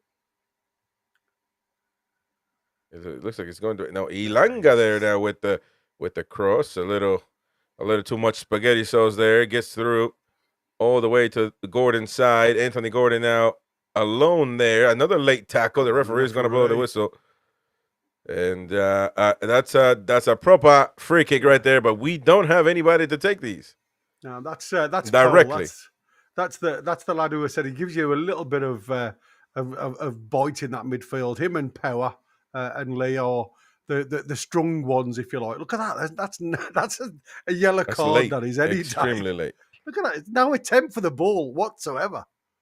No, that's too late there. But you know, it begs the question: why is Newcastle not? Why do we not have a set piece master in a player to take these? Because it's going to be Gordon. Next time it's going to be Langa. You know, there's not a clear... But you know what's crazy? I was thinking about that in football. Maybe they don't make those anymore. You know? Well, It's like I say, it's so easy. When you think about it, it's like a dead ball situation. You think all you got to do is put your foot through it.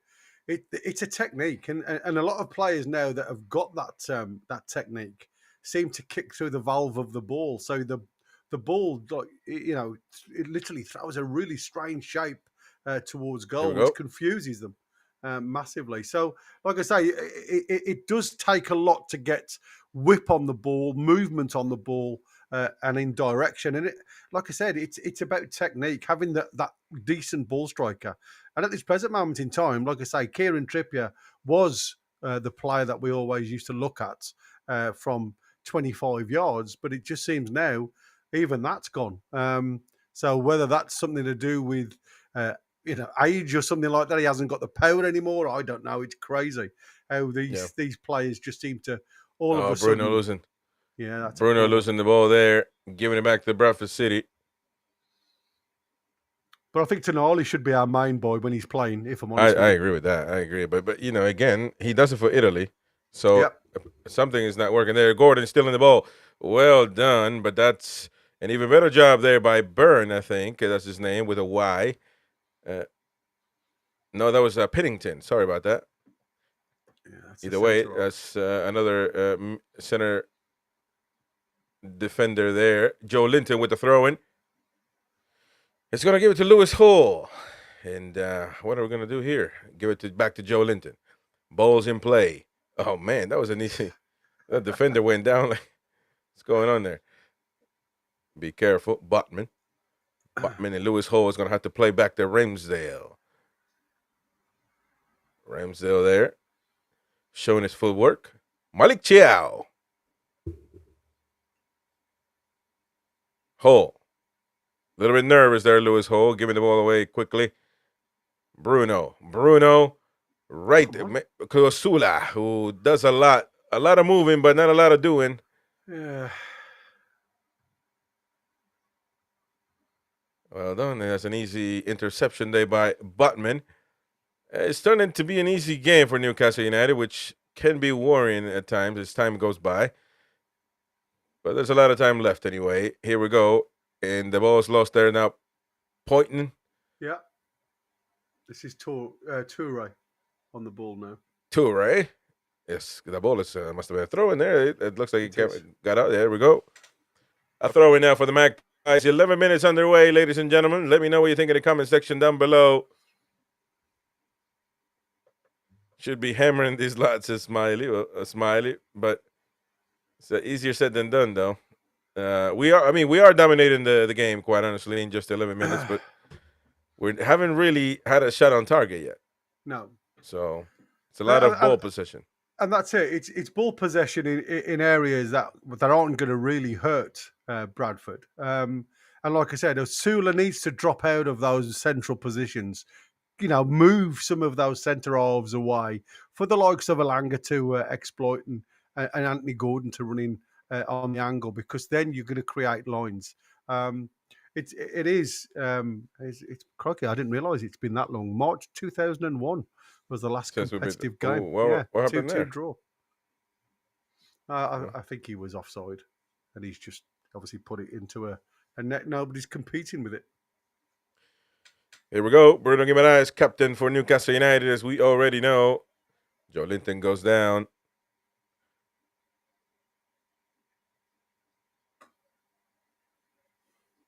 I think Byrne there hoofing it. Bradford City Byrne.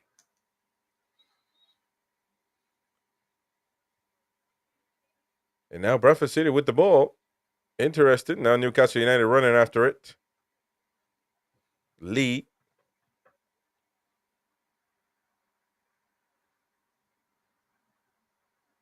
Kelly has to go all the way back to Pennington there. He's going to have to play with his goalkeeper, Walker, who is going to hoof it all the way to Newcastle's end. Emil Kraft there intercepting that ball. Malik Chiao now to play with Sven Botman.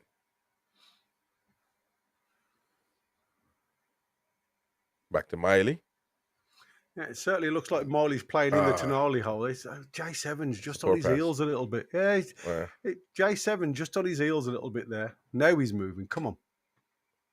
Now J7. Back to Miley. Now Botman. There you go. Hospitable there now. Be careful. That's not a good pass there. Powell takes the ball. Play on, says the referee. And that's going to be a call to foul if he doesn't stop it. And Ramsdale with the stop there. I don't know if he was going into goal, but Ramsdale didn't want to find him around. That's going to be a corner for Bradford City. So, like I say, again, problem of our own making there. Botman on the half turn. It was a 50-50 ball, to be fair, that it was given to him by Miley. That square ball. Not sure whether it should have been a pass to feet, a bit deeper. Oh, it was deflecting. It wasn't going in, but it was deflecting wide. But again, you can't gamble on those, like you say. You've got to see it out, haven't you?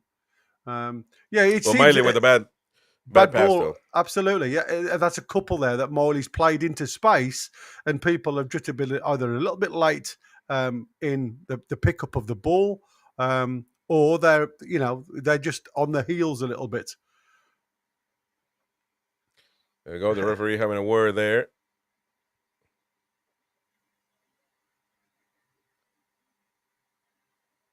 Malik Chiao, everybody's got their man. A corner into the backs for Bradford City. Let's come all the way through to the Be back. careful. Oh, my goodness gracious. That could have been bad for Newcastle. Yeah, driven back centrally. And that's ended, luckily, in a throw-in for Newcastle. Gordon all the way into the right side. What's Gordon doing there? I have no idea. It's a bit, I don't know. Eddie Howe drinking some drinking lucky potions.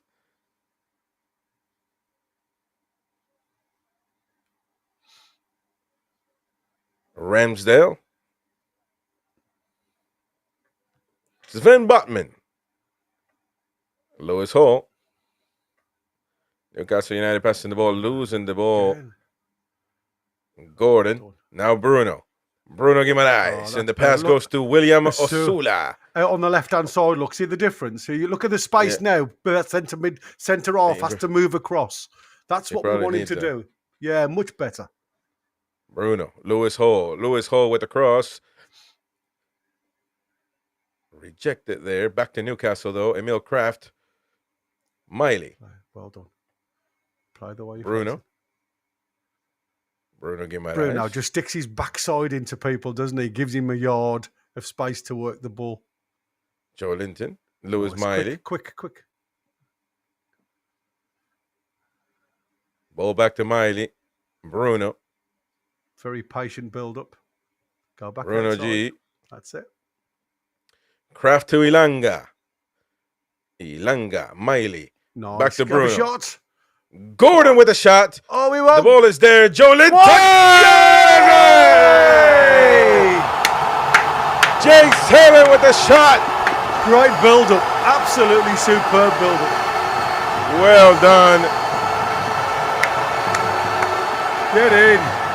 The ball is there, just available for J7 to point and shoot. As we look at Fabian Scherer and Jacob Murphy in the stands. Jacob Murphy not playing. That's good. No. I mean, not playing. I know he's not playing, but I'm not called up to the bench either. I didn't pay attention to that one. But look at this play. Wonderful play. Wonderful. Absolutely. Gordon with the shot. By Gordon, that was going in. Yeah, I think that was going in. That looked good as well. Yeah, absolutely. And that's where, again, it's shooting from that edge of that D, on target, low and hard. And he's lucky ricochet straight back into the path of J7. Takes a touch out of his feet, and he just sees that bottom left-hand corner of the goalkeeper, and he tucks it right into the side netting. Really good. Well done. Not a lot of celebration from J7. Maybe taking some of the frustration off. Ooh, be careful with Lewis Miley. That was an interesting pass there. Ilanga playing back with Malik Chiao. Here we go. So we've got the early goal. Let's see what we can do now. Moving this forward. could open the floodgates. Yeah. Again, it's about just controlling the tempo of the game. Don't take your foot off the gas. Can't show them any respect. Good. Oh, it's just too much. Too much spaghetti sauce. Don't forget to smash the like button, folks. Highway, help us out. Hit the like button if you haven't already. Double check as Joe Linton is passing it to Lewis Miley. Bruno Guimaraes, and the pass gets through. William Osula! Osula! Yes! Absolutely superb. What a shot! Absolutely superb. I mean, again, coming away from that centre position on the inside right this time, allowing the ball to roll past him from a great pull from Bruno. And he hasn't got to change his movement or his pace, and he's just able to strike the ball home. That Superb. was a proper strike by William Osula. And if Isak does that, perfect. If Isak does that, people are praising him absolutely all day long. His movement there, it was 2 steps backwards just to allow that space in front of him rather than going straight. Yeah, perfect. And perfect execution as well from Bruno as well as Osula. Superb. And I mean, wonderful, wonderful execution by Osula, by the way. You have to praise the lad when he does well. Absolutely. Yeah. He did absolutely everything right there. That's what I said. It's them. And the one before, to be fair, if you think of our first goal, his movement onto that left-hand side, it never allowed Bradford to actually settle back down. And the goal come from that same possession, if you like, even though it was a bit further on. But it was all started from him moving some of the centre halves away from their natural position. And that's what I said. Sometimes it's difficult for defenders then to get that mindset back on where I should be. Yes, it was lucky with the deflection into J7. But to be fair, Osula started fantastic. Yeah, and you obviously can't ignore the pass by Bruno G falling down.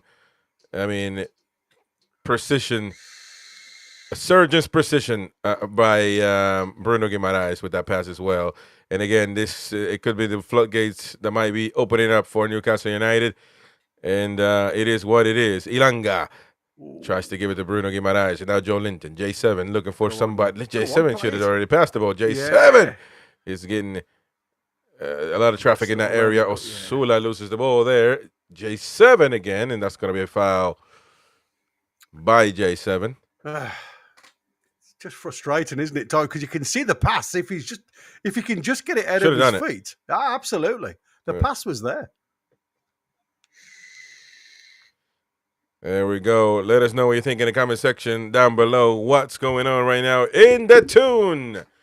Newcastle United up 2-0 against Bradford City. 77% possession of the ball for the Magpies. 23 for Bradford City. I mean, that's too overwhelming, man. I think that makes a big difference. I know people talk about possession is not a big deal. It is a big deal. That means you got the control of the game, in my opinion. It's where you have possession, and that's what I said. Teams are always going to be willing and happy for players to have the ball, in their own half. You're not going to hurt anybody if you can move the ball and possession-wise into the final third and create. That's different because pressure then starts to dominate the mindset, and that's where you start making mistakes as a defensive unit. Well done, Ilanga. There we go. Good switch. Well done there. Now Ilanga and Gordon. Well done, Gordon. Anthony Gordon. The shoot with his left. That's going to be a corner for the Magpies.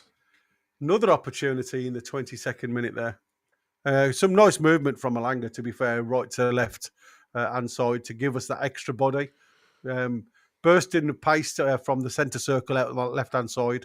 Again, it just proves that we've got the makings of this to be 5, 6, 7 if they continue at this in this tempo. I throw in for Bradford City. Gordon not doing bad. I like what I'm seeing from Gordon.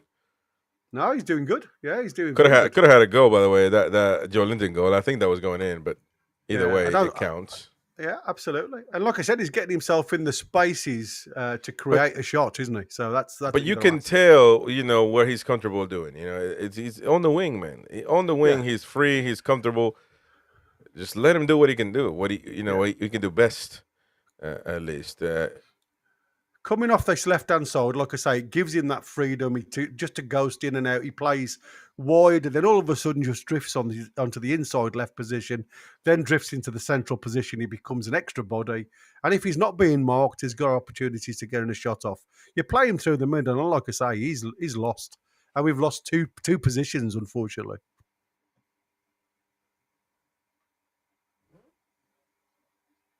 There we go, Lewis Miley. Not doing a bad job himself either, although he's made a few mistakes. I mean, so it is what it is. Oh, man, losing the ball there. Ilanga rolling around, and now Bradford City making the run. Be careful. Well, but Lewis Miley getting that ball back. Oh, J7. nice. Oh, wow. Oh, it's a well shame. done. They're a little bit short, though, by Bruno. Yeah, the return. But you got Gordon there trying to bite the ball away.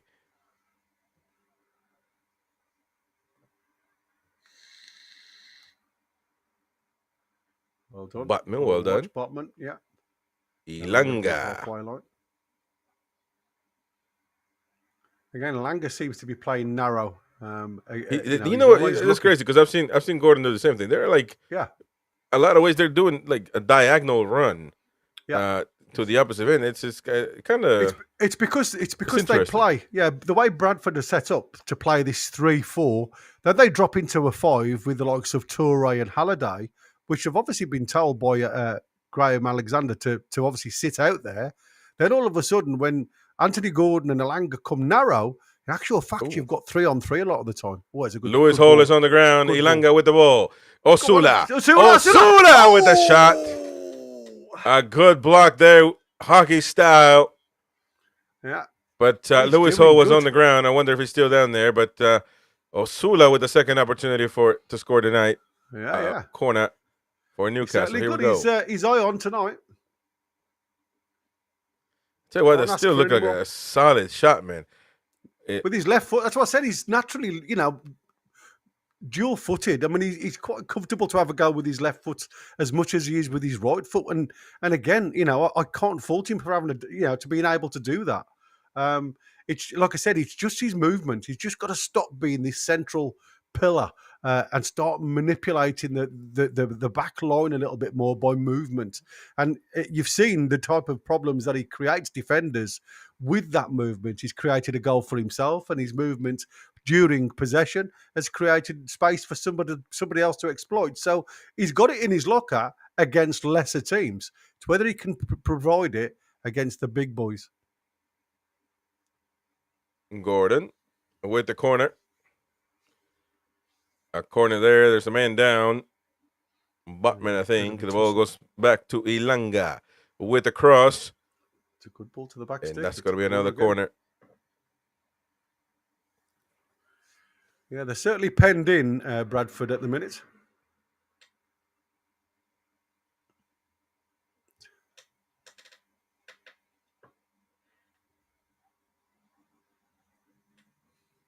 Here we go. Gordon with the low corner there.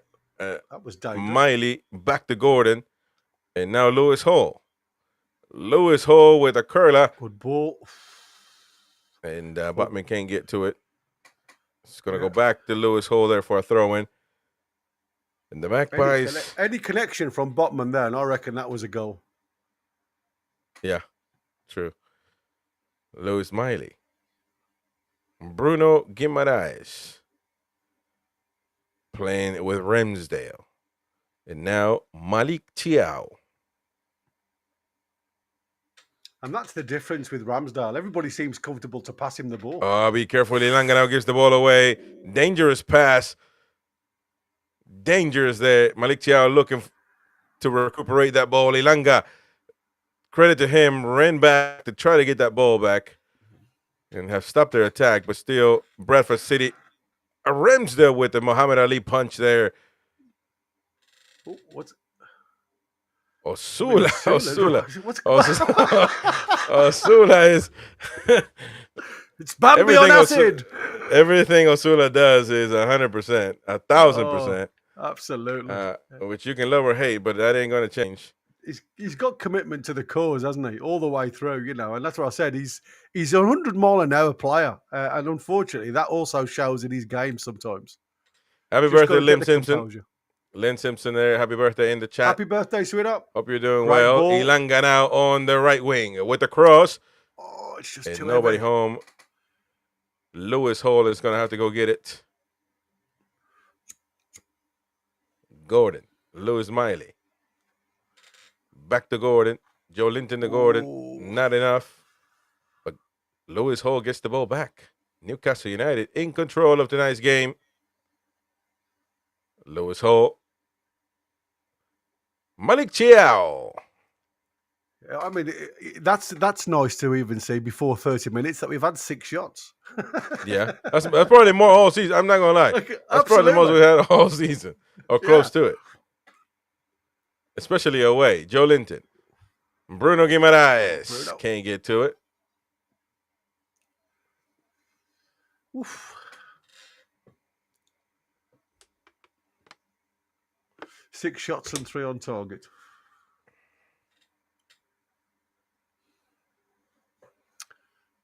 And we've scored 2 of them, so that ain't a bad ratio. No, not at all. J7. Some of these balls are a little bit hospital balls, aren't they? Yeah. I mean, you wonder if against the better side if we can get away with it. Yeah, absolutely. But, that's better. We'll never know tonight. Kraft and Ilanga. Ilanga looking back to Lewis Miley. Newcastle United keeps looking for another goal. Bruno. Good intentions there, but that's not good enough. Well done, Malik Chiao. Yeah, he read that well. Gotta go J7. quick. Is that going to be a foul? No. The referee says play on, play on. Ilanga getting the ball back. Osula now. William Osula. Gordon. Whoa! And a nice block there now by Walker. In a corner for Newcastle United. Good shot, that. Actually, just in front of the keeper, down to his left-hand side. Keeper has to parry it away. Corner. Well done. Again, even when it was, we thought the chance had gone, they created again another opportunity. A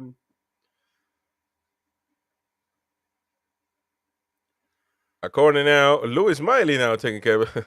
They're switching off like crazy. I mean, that was Ilanga before.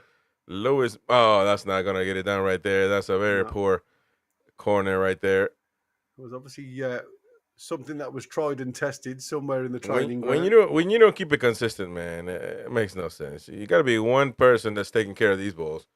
It feels like the players just get together and say, you do it, I'll do it. And, I'll have a go, you have a go. Yeah, exactly. Somebody must pull out straws, before they come outside.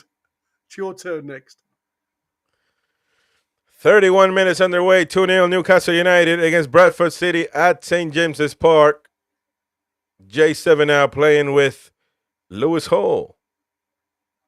Gordon. Come on, Ilanga again. And Ilanga really close to him there. Yeah. Come on. Nice pass there to Lewis Hall. Lewis Hall with the pass back and just in time, the interception there. Just didn't by gamble Kelly. enough at that near post. J7, Gordon. Gordon gets through. And a hoof there. Yeah, all the way to Ramsdale. This is funny to watch now because Bradford, and again, all respect to Bradford, because they come out and try to bring it to Newcastle right from the outset. Great ball over the top. Be careful now. Osula on the run. Osula, William Osula in the shot. And the block there by Walker. Got a little clumsy there, William Osula, but quite honestly, he was by himself until Gordon good run again from that centre position. That control right there. Yeah, his first touch just didn't allow the run of the ball just behind him.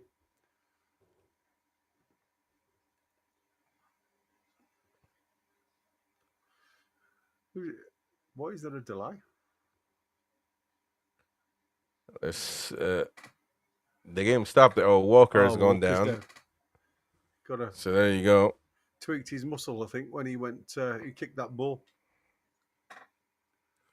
And we got a slight delay in the. Everyone's coming for a drink and a tactical tuition from Alexander Graham for the Bradford lot, from the Bantams. Osula there having a bit of a conversation with Lewis Hall, and Osula is everything at 100 miles an hour. Yeah. It was worked so far, so it is what it is. Forest losing. I thought Forest played. Oh no, they did play last week, I think. So they're playing again, Eddie Howe there having a conversation with his lads. Forest are in Europe, aren't they? They are. Yeah, they are. Europe, I think. Yeah. It's the conference, I think, isn't it? Because they were demoted, weren't they? True, yeah. Oh, it's a conference. Okay. I think so. Walker there moving around. Joe Linton and Osula having a conversation.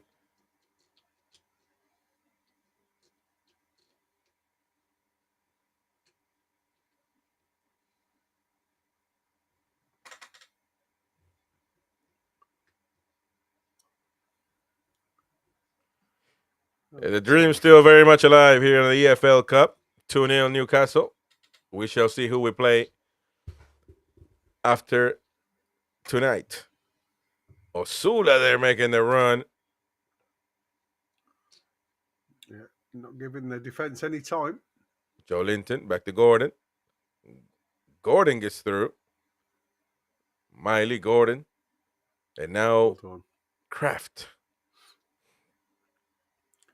Kraft's got a very distinctive run, hasn't he? Yeah. Ilanga. Ilanga 101. Ilanga gets through. Ilanga. One more. And he would have been a good opportunity there. Nice pass. Back to Ilanga. Bruno with the long cross. J7.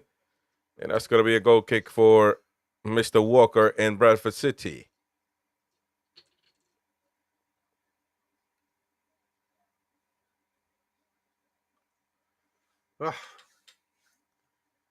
Again, the press is still on from Newcastle. Yeah, it looks like there's a goal for Arsenal. Eze, it was Eze that scored. Yeah, maybe so. So there you go. Unless I got a late notification, but I don't know. Lewis Hall now playing back with Ramsdale. Ramsdale, nice solid pass there to Emil Kraft. He's going to look for Ilanga, and he's not going to get to man. But that is he got out. A bit nervous there, Kelly. Kraft.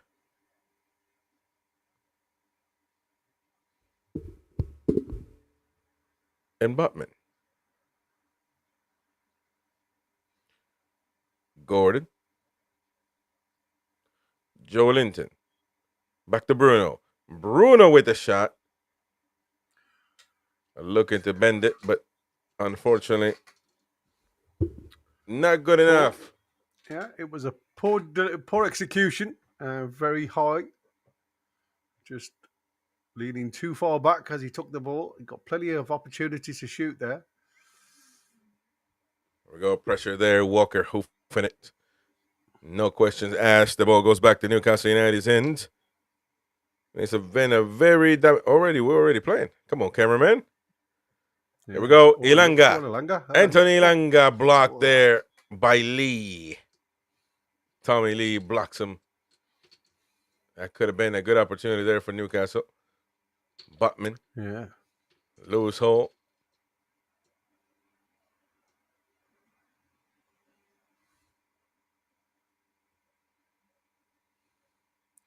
I like the tempo of Newcastle. They're not even allowing Bradford time to spring 2 or 3 passes. It's like they are closing down the space. It's for me, they've played really well in 37 minutes, if I'm honest.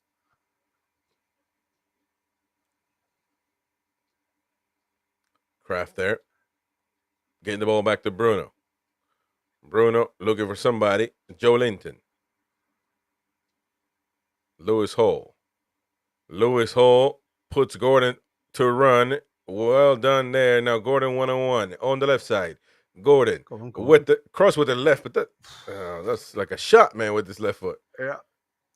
Not the direction or the execution again, that final third.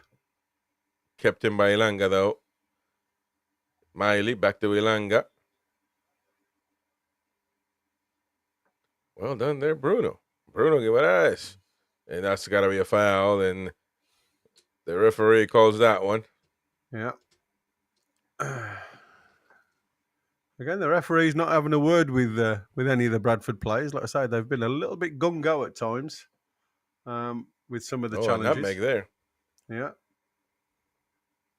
I say, but not he won't get away with it the second time. Lee just grabbed him round the neck. Harpo says Bruno taking the piss. I don't think so, man. It's just, it's a resource to Who's get taking past this the one? defender. Bruno, because he did not make the. That's what Harpo was saying. A free kick here. Lewis Miley. All the way to Gordon's side. Now, Anthony Gordon's going to have to pass it to Lewis Hall. Lewis Hall, Bruno. Bruno G. Bruno and Gordon. To Lewis Hall. A subtle cross. Not good enough. Back to Gordon, who's trying to intercept it, but again, Humphreys there's no way there. out for Bradford. That's gonna be a throw in for Bradford City.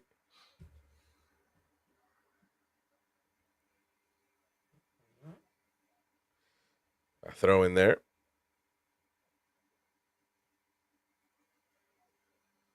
Bradford City trying to make something out of this one, but it's a very difficult game for them. I mean, I just don't see how they can score one goal, really. There's a good ball But over the top there. Well, maybe this will be the way. Yeah. Hopefully not, though. That's that Toure from pointing. Like Well I said, done, he'll just ghost in on that left-hand side, and he just gives them the out all the time.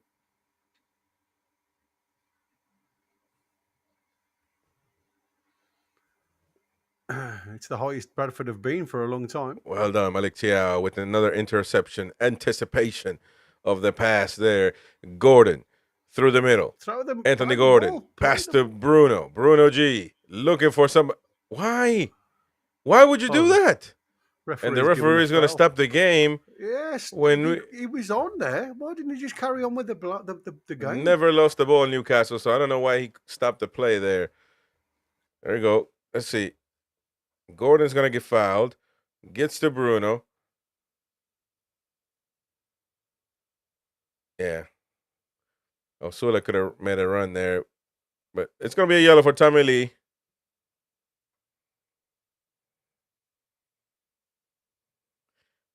Interesting. Chris Richardson there says, love Burn, but what a difference it makes having two center backs who can break lines and pass into midfield. Yeah. I agree with that. Miley. And that's got to be a foul there on Osula. A free kick could be dangerous for the Magpies. Holiday with the foul. Let's see if it was a foul. Well, it seems like, but he did get him in the face as well,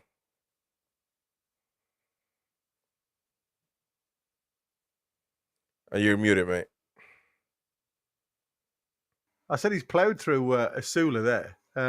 And it's like, the Bradford lad who's gone down Holiday, holding his face. And yet he's the one who's gone straight through Asula. Yeah. I agree with Michael Mick, though. Miley started a bit weird with the passes, making mistakes, and then he settled down a bit. Seems to be playing good. No reason to put into an alley whatsoever, or any of the big guns. I mean, I think Osula's doing fine. But you might, get into a point where you want to give Altamade a few minutes as well. You don't want him, again, I think you want to get him fit. If you need that, if that's the excuse of why he's not playing multiple games. So we'll see what Eddie Howe will do. 42 minutes though, a few minutes to go here in the first half. Newcastle United total domination from the Magpies. Although 2-0 still not good enough, man. Dangerous score 2-0. Bruno Guimaraes. Bruno with the shot, and that was a lot closer than the ones before. Yeah, power over the placement. Just couldn't. Again, poor execution, if you like, just over the ball. Again, look at the time that Bradford just sit off the ball there. Yeah. Bruno's allowed to get the ball out of his feet and then run onto it.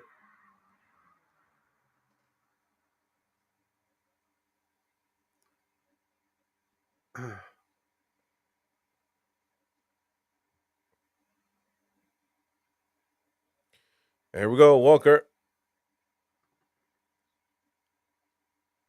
Lewis Hall getting some valuable minutes now in this game. Malik Chow. Botman. Lewis Hall.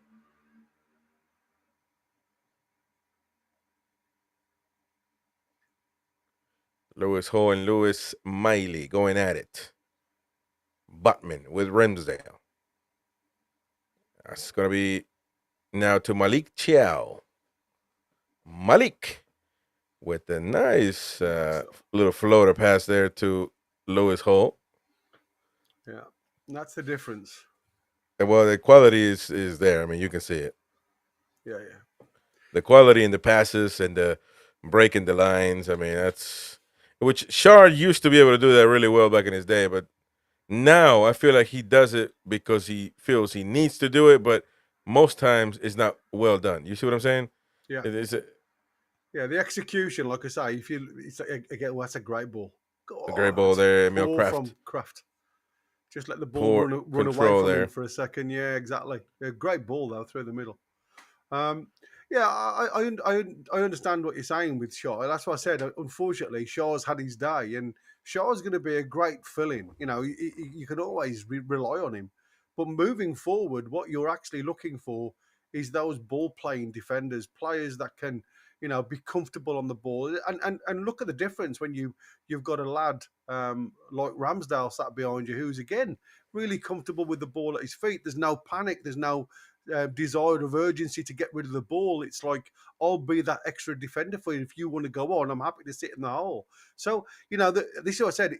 Eddie's looking at these players like, you know, it's about tomorrow, not today type of situation, because there's a couple of really good young, flourishing Newcastle players that I think, you know, with a bit of guidance are here for 4 or 5 years type of thing. And it's a squad that can be built on at the back. And, you know, all managers or coaches, whichever way you want to say it, will say, if you've got a strong defence, it's easy then to move forward and try and fill the gaps with individuals that can make the team better. Like I said, it's took a while. It's took us 4 years really to get where we are. And like I say, we're still building. And listen, at the end of the day, it's only Bradford. We can't take too much away from this. It is only Bradford. Yeah, very true. Gordon now on the run. Gordon and Lee. That's going to be a long hoof by Lee there. Tommy Lee not taking any chances. Yellow card already for Tommy Lee earlier on tonight. Yeah. And 4 minutes at it. So there you go. He's looked the one that's the most in trouble, put it this way, with the ball at his feet, Mr. Lee. Yeah. Anthony Langa. Bruno. Well done there by to Lewis Miley. Give it. And now Gordon. Anthony Gordon with a good pass there to J7. J7. That's going to be handball, no? No handball. Yeah, well, I mean, even if it did struck his hand, it was close to his body. Well, there's no VAR in the FA Cup, in the Carabao Cup, is there? Carabao. I don't think there's VAR. Let's take a look. No handball at all. It was in the buttocks. Yep. I think that was like that. Like I said, that would have been harsh. I would have screamed if that was given against us. No upsets as of yet. It doesn't look like there's going to be an upset at all. Huddersfield Town 0, Man City 1. We're in domination. We're in domination. Newcastle, obviously, you know. Tottenham 2-0 up against Doncaster at half-time. And Arsenal, later kick-off, 1-0 up at Port Vale in the 33rd minute. There you go. Malik Chow, lack of communication there for a second. Chiao's going to go well to it. done, Lewis. Well done there by Lewis Hall. Yeah. Very crafty. It's Emil Kraft. Yeah, to pay to get back in, Nate, was that good? Oh, Well, it's a ball dodgy given ball away from there by Chiao. Malik Chiao. And well done by Hall, stopping that run, that corner. I mean, across there, and it's going to be a corner kick for Bradford City. We complicated things a bit there, but Yeah, created our own it problems. is what it is. First mistake by Malik Chiao.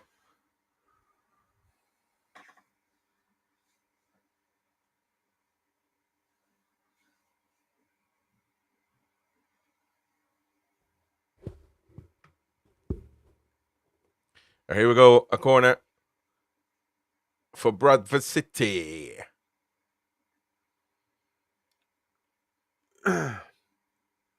Probably the last opportunity of the first half. A corner into the box. It's a good ball, that is. J7 there, well defended. Another corner. And the referee's blown the whistle here at St. James's Park for the first half. First half is now finito. The Carabao Cup holders 2-0 against Bradford City. Well done, I would say, by the team. Yeah. Kind of diluted itself at the end, but yeah, I mean, like I say, I think you've got to give credit where credit's due. Like I said, with Bradford playing the way they started, they took it to Newcastle for the first couple of minutes. You know, playing this system of 3-4-3. Hoping they were going to get a little bit catch us on the hop, if you like. And again, we've witnessed in the past where we've started off really slow. Bournemouth nearly scored in the 15 seconds, didn't they? The weekend. So you know, maybe again it was a case of let's get at them early and see what we can get out of the game. Unfortunately, like I say, Newcastle once they'd settled on the ball. It was just one-way traffic, and like I say, the pressure was building. But again, you know, Bradford stuck to the formula, tried to play the system, tried to ruffle the feathers, if you like, in that midfield with Lee, Power, and Powell trying to do something. And unfortunately, like I say, class has told. And like I said, if it was, Molly has been a little bit lax on a couple of balls. 50-50 balls, but J7 looks a little bit, you know, for me at times a little bit on his heels. He's not really on his toes in readiness for balls, and that makes players look worse when they pass you the ball, because in your mindset you're moving onto the ball, so you'll play in front of them rather than if he's got his back turned to goal, you play into the body. Where you know J7 is moving into space, so what you want from your teammate is to play the ball in front of you, so you haven't got to change your gait in your pace. But I just feel J7 at times has just been a little bit on his heels and not really wanting the ball in front of him. He's wanting it to feet. And like I said, that's just some communication. Miley has, again, he put Botman in a bit of trouble. Again, playing the ball into the space between player and opponent, if you like. And it again, what Botman had to do was try and swivel 180 degrees, puts ourselves under a bit of pressure. But to be fair, you know, I'm still a little bit disappointed in Alanga. Done some nice runs right to left to overload that left-hand side. But again, that final third quality crossing, it's the same on the left-hand side, hitting the ball far too long, not really picking out any targets in the middle. Got to be better.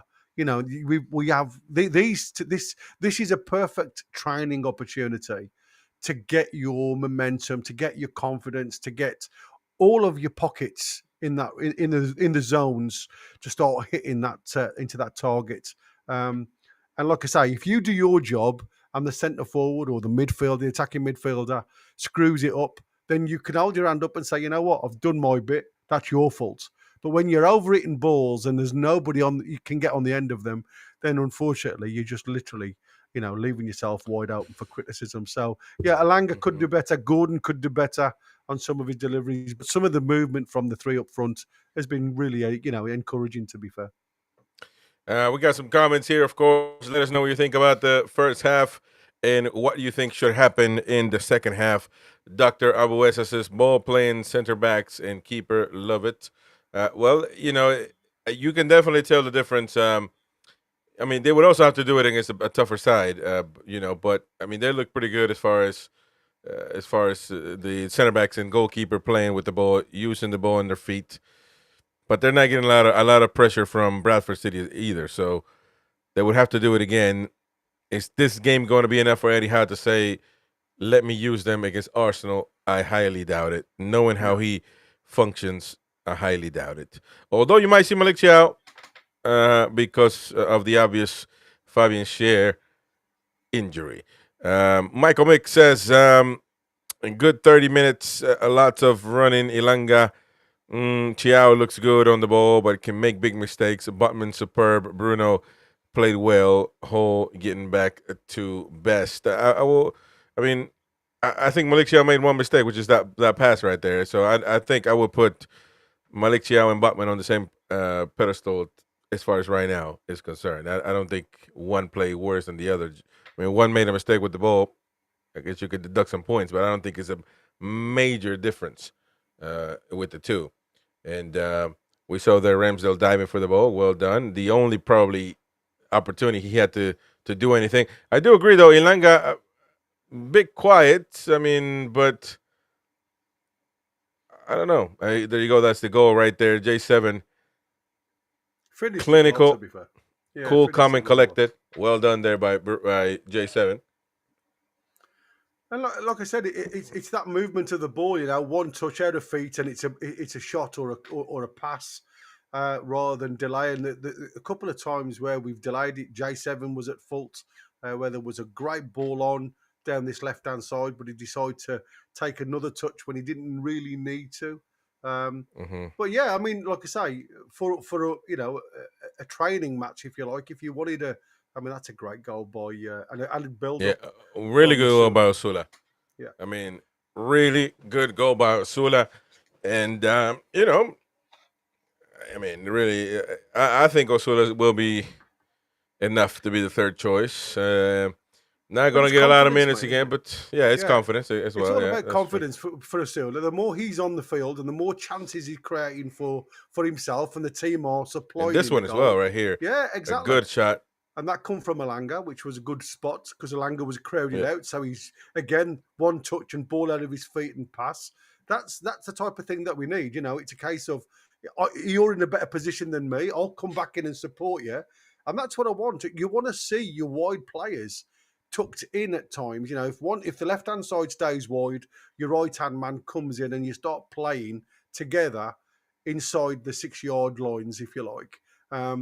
And I don't see enough of that from our wide players. But for me, if I was going to, like I said, I've just criticised Ilanga and Gordon. It's just the crossing. When you're looking for that delivery, I can't remember who put it. I think it was Toon Army who put a comment in earlier who said, if that was Murphy doing that, he'd get slated. And he's probably correct. Murphy doesn't get, any leeway if he makes a mistake. And I think that we've got to start seeing what other players are trying to do. And like I say, and speak, what you say. But like I said, it'll come. A lot of these players, like I say, when they're hitting it too hard, is because they're under a lot of pressure. And people say, well, they're professionals. You're still only human at the end of the day. You're playing at home. Yep. You want to show all the fans that you are the person that's going to move the team forward. It comes with a lot of steam. And like I say, Newcastle played differently to Forest. He did well at Forest. Not quite there at Newcastle yet. A couple of Carabao Cup results, of course. It is Arsenal, Port Vale winning 1-0. Doncasters and Tottenham at halftime. Tottenham are 2-0 up. Newcastle United, of course, 2-0 against Bradford City. And 1-0 for Man City against Huddersfield Town. You would expect these results, of course. I almost feel like the lower leagues should have their own competition, like their own little cup, if they don't. Yeah, they have. And they do. Okay, so perfect. Yeah. So that's great because I mean, you might get an upset. When's the last time you saw an upset though in the Carabao Cup or FA Cup? Like I say, you don't really. You don't exactly. The Wiggins of the day now. Like I said, the biggest problem you have on with this competition is a lot of the big teams don't see it as a competition. They would rather concentrate on the Champions League, Premier League, things like that, and FA Cup. So the Carabao Cup is like an afterthought, if you like. So they will let this go. And that's why I said, I love the fact that Eddie Howe has played this side. It's a very strong side. There's a lot of players within this side that require minutes. And even the likes of Kraft, he's been in there and done a job. And because we've been heavily dominated down the left-hand side, in actual fact, he's not really had a lot to do. Because, again, what Eddie's setup is allow the left-hand side to work, you shuffle across, and that's what they've done. They've made it compact. Miley's been the one who sat deep, allowing Bruno and J7 to go forward, which, again, it's nice to see because we have to give Tonali a break. Is Lewis Miley the man to replace Tonali? Still a lot to prove in that position for me yet. Still isn't, as much as I like Miley and the way he plays, because he hasn't got that electric pace, he's very much a plodder when he plays. He's, there's what I call Miley 2 speeds, the slow and stop. Very much like Bruno. In our midfield, when they break from midfield quick, the recovery side of things isn't there. So I would be very dubious, I will say, if we were going in against Arsenal with this midfield. Only because if we give the ball away on the offensive, we know there's no recovery. Yeah, exactly. Yeah. So I don't think you're going to see the regular midfielders. I'm curious to know about what I think Eddie Howe's down in the defense, I think, now. Well, maybe I'm wrong. Rebecca D says that Thiago's quality, once he settles in, he'll be Eddie's first choice. He has to be, surely. Phil Middlemast says, I want to see Osula Voltamare partnership for a little in the second half. Can see them two clicking. Maybe so. That could be a gamble there. Why not? You probably gonna have to take either Yolanga off or something like that. But that's not bad. That's not bad. Adrian Kidd says, "Come on, the Bantams." There you go. Nick here says, "Butman Imperious could spread butter with that left foot." Says Nick. Butman pretty good. No denying that, of course. Yeah. Rugby, take Butman off now, please. Bring on Lascelles. Maybe I'm assuming for the Arsenal game. Maybe you're saying that. I don't think you're saying that he's playing bad. No. Steve here. Oh, there we go. Let's go with some more. Irish Assassin. Love that Osula took his time on that goal. Didn't snatch at it. Perfect game for Voltemara to come into.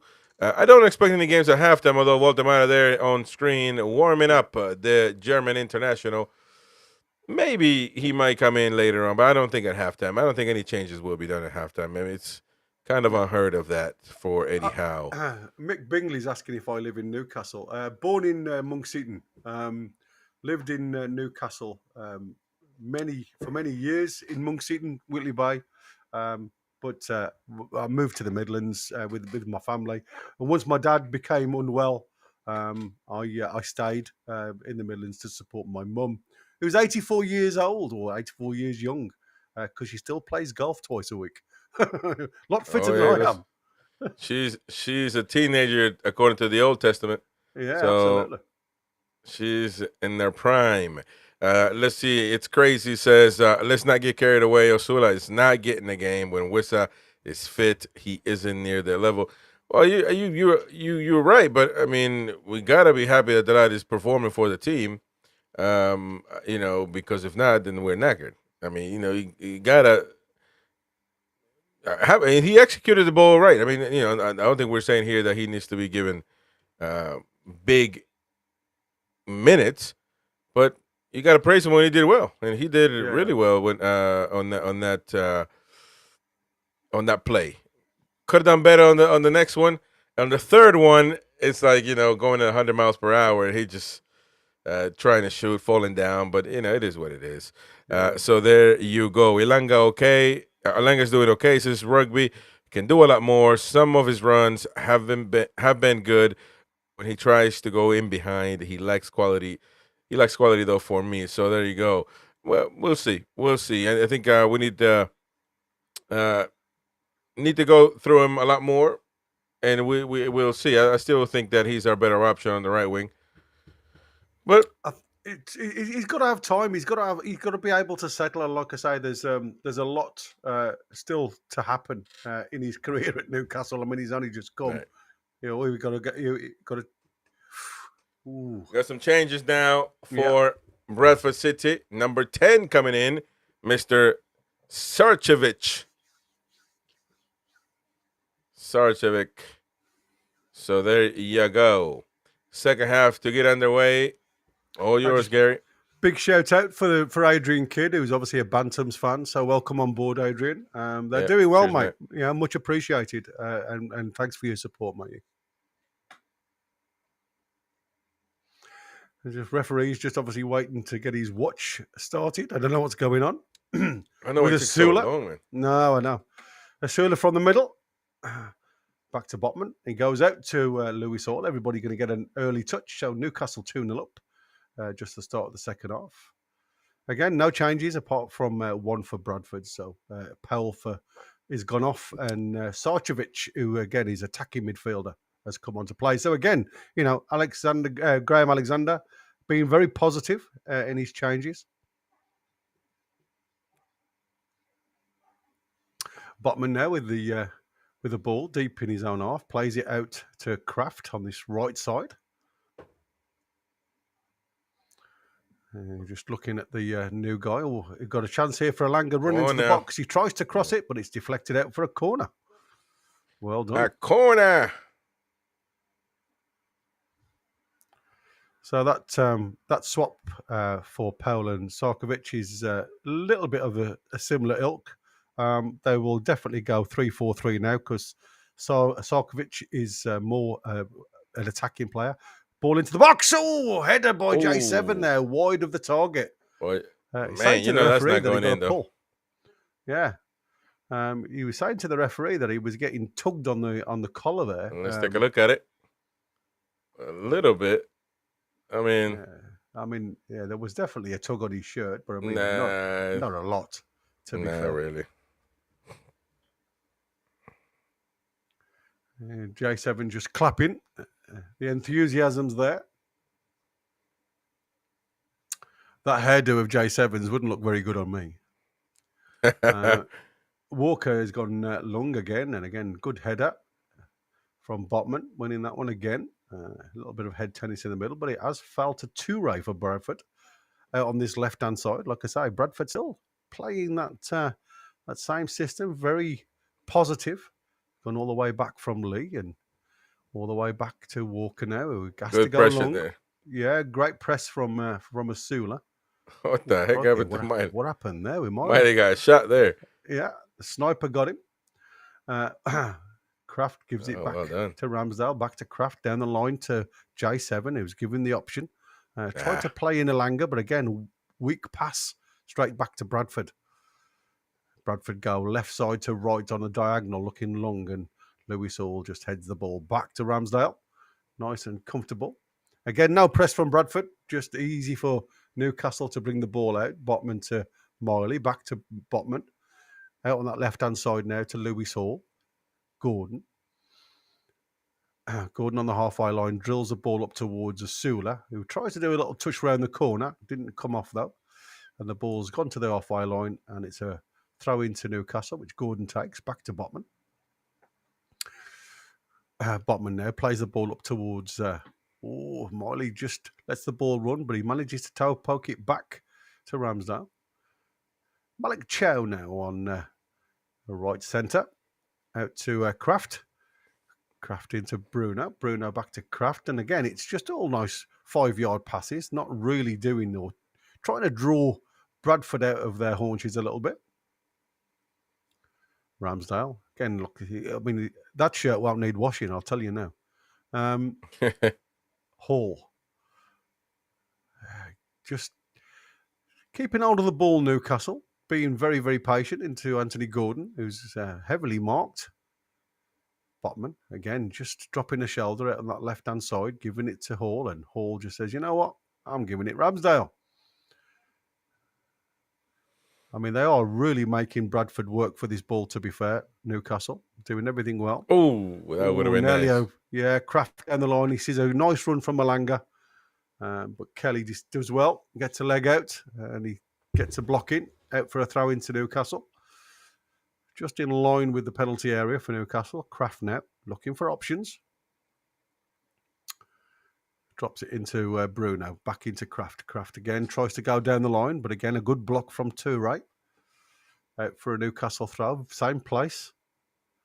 Kraft again just looking to throw it into feet. J7 now tries to play Kraft in down the line, but it's again intercepted by Bradford. Ball's got a chance here to ricochet to Gordon. Oh, the referee is giving a foul against Not Asula. going to go for it. No.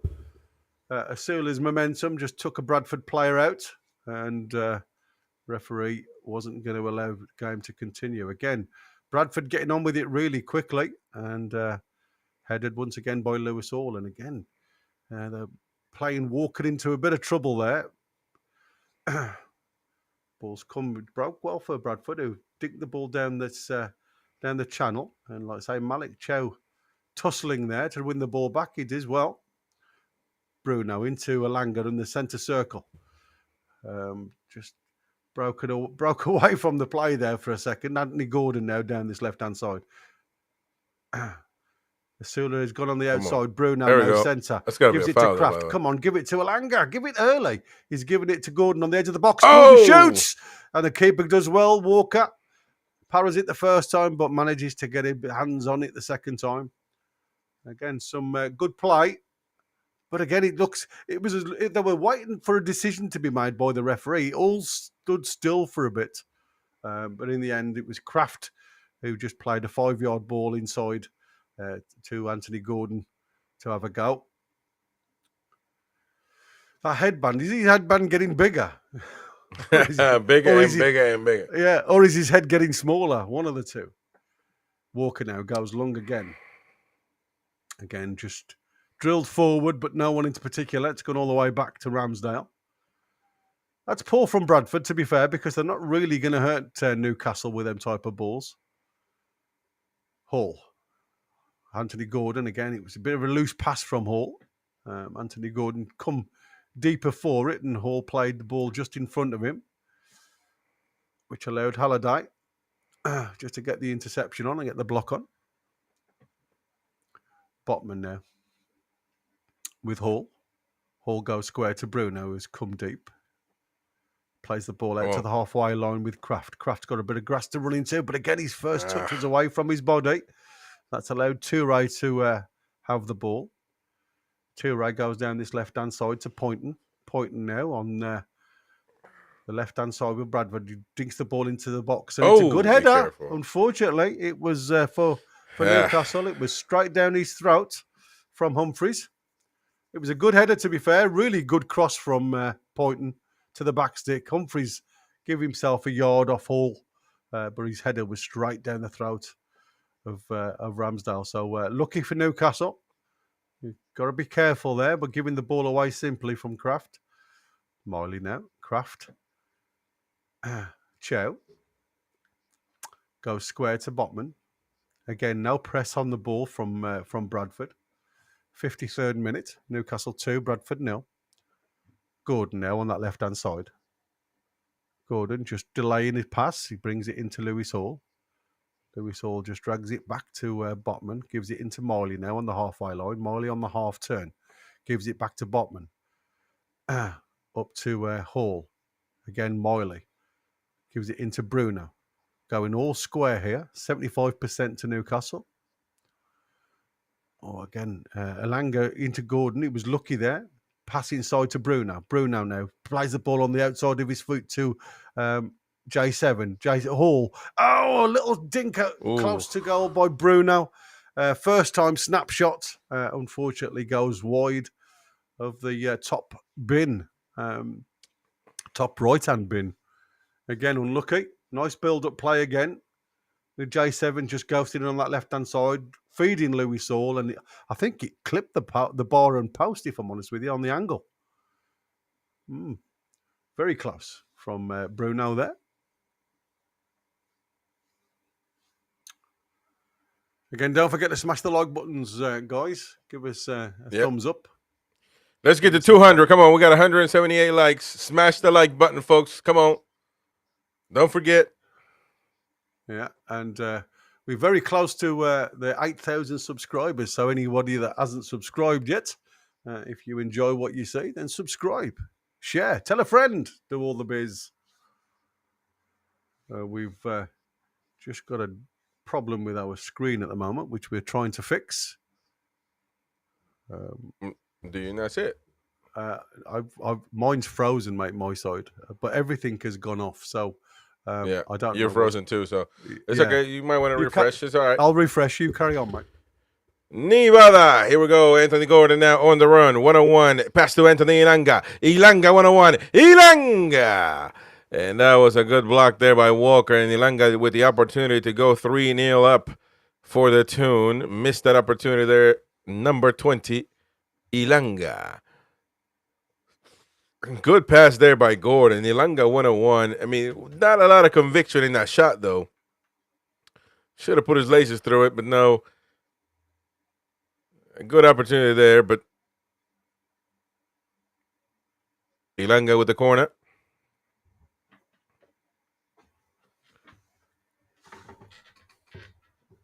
There we go. Anthony Ilanga with the cross.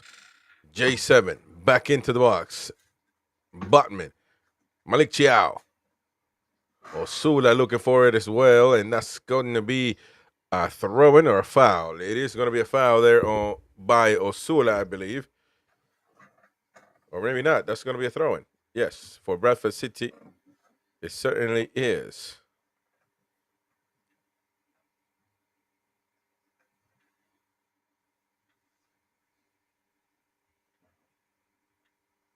Good play there. Ilanga couldn't finish. That would have been a nice opportunity for the Magpies to go up 3-0.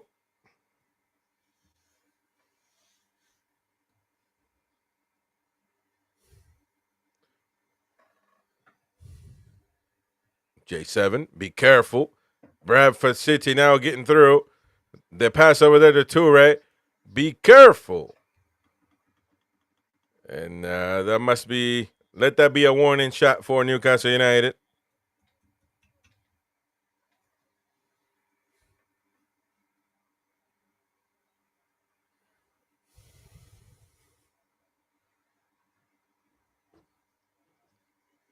Nice shot, though. Really close. What's going on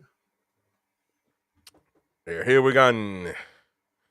Ramsdale with the goal kick. Back to Emil Kraft, and now Ramsdale. Botman. Botman looking for somebody. Gonna give it to J7. Lewis Miley. Bruno Guimaraes. And now Emil Kraft. Emil getting the ball through. Gordon. Lewis Hall. Gordon. Kraft. Back to Ilanga. On the wing. Ilanga 101 now to Kraft. Kraft tries to get the ball, tries to recuperate it, but gives it away anyway. And it's going to be a goal kick for Bradford City. Newcastle trying, but it's not enough to put them away for good. They're still in the game, by the way. They score once. They're still in the game. You don't want to mess around. Get it done and over. That was the shot right there that by Bruno G that touches the, I think it touches the post there. Maybe not. Well, here we go. Walker with the hoof.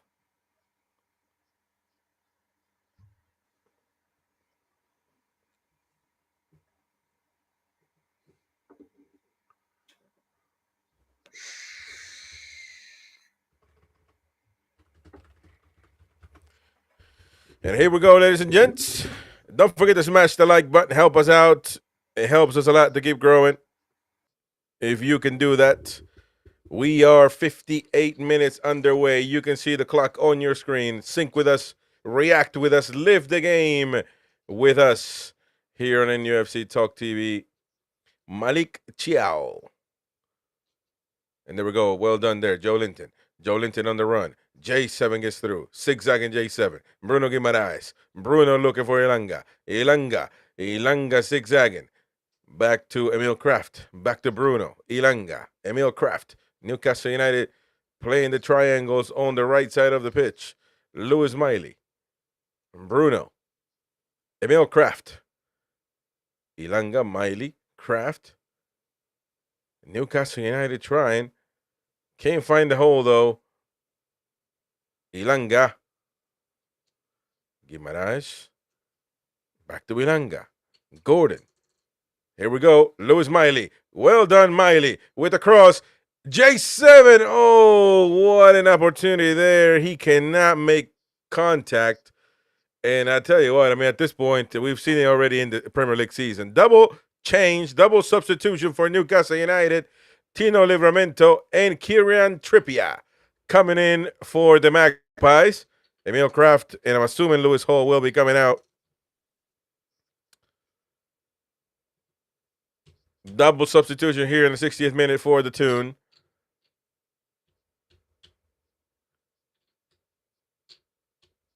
So here we go. Started every game, Tino Livramento, and now coming in as a sub, maybe to get some minutes in the game. Of course, Bradford City are about to make some changes as well.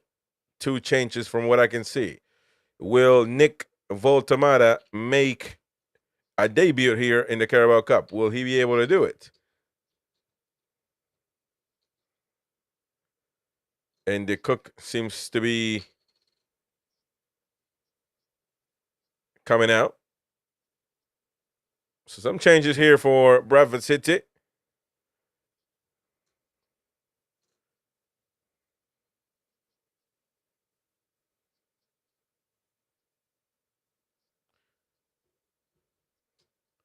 Did I hear correct that one of the Bradford City players is playing here for in front of his boyhood club?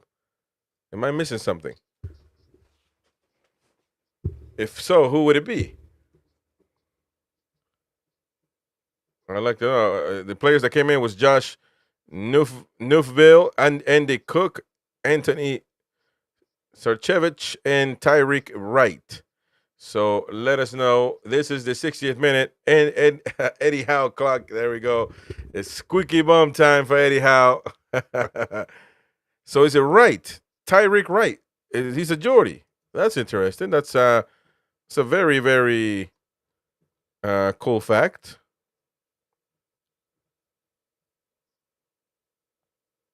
Well, he's born in Ireland, so I mean, maybe he grew up in Newcastle. I have no clue. Or maybe he just followed Newcastle United. I'm not 100% sure. But I did hear that, so I wanted to corroborate with you. So let me know if I'm hearing things. But here we go. There we go again. Tino Livramento on the run. Tino with the pass to Osula. A little bit too long, a little bit too strong, a little too much spaghetti sauce for William Osula. That pass by Livramento, a little too much. And that ball give it away now. An offside there, the referee is calling by Cook.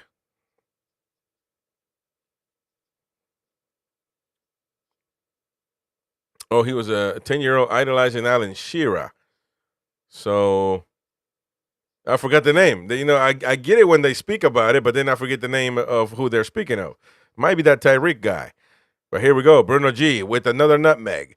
Gets through. Tino Livramento almost is a midfielder here. On the left side, Joe Linton.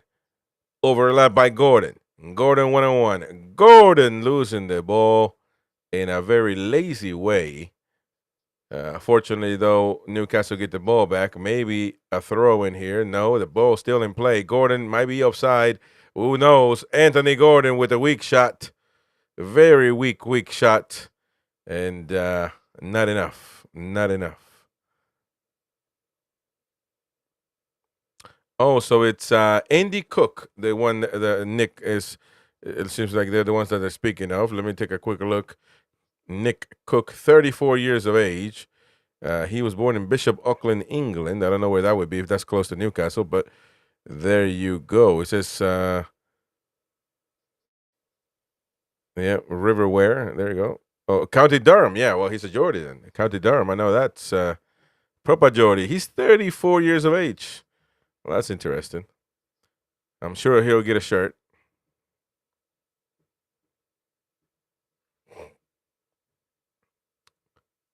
Highway folks, don't forget to hit the like button. Helps us a lot, man. Come on. There we go. Anthony Ilanga. Gordon. And Gordon is making a lot of easy mistakes. Simple passes, simple shots. He seems knackered at the moment. Come on now. Maybe Harvey Barnes. It's time for Barnes, maybe. Gordon now 1-on-1. Gordon with a cross. Oh, Osula. My goodness. How did he miss that one? Man, that was by himself, though. Man. Let's take a look at this one. Good play by Gordon, who I was criticizing before. Commentators curse, and then William Osula doesn't set himself right for that header. But that was a good play there by Gordon. Walker now, the goalkeeper for Bradford City. Hoofing it. Malik Chiao, well done. Gordon, well done there. Ilanga gets through. Oh, it doesn't get through there. It was a bit of a mix-up between Gordon and Osula, and that's going to be a throw-in for the Magpies. 65th minute. Osula looking at the bench, looking to see if he needs to come out. And we hear the chants of Tino. Tino Asprilla also in the building, if you didn't know. We got a Tino in the stand and a Tino on the pitch. Sven Butman with Bruno G.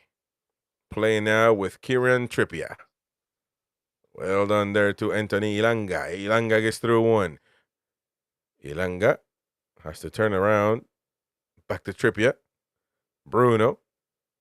Well done there by Lewis Miley. Again, having a good game. Started rocky, but he's settled down.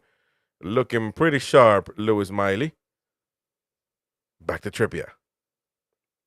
Malik Chow. Sven Botman. Bruno Guimaraes. Playing really well, Bruno Guimaraes, by the way.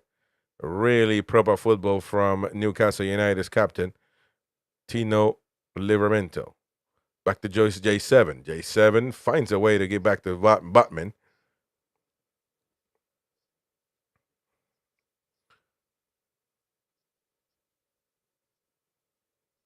And here we go.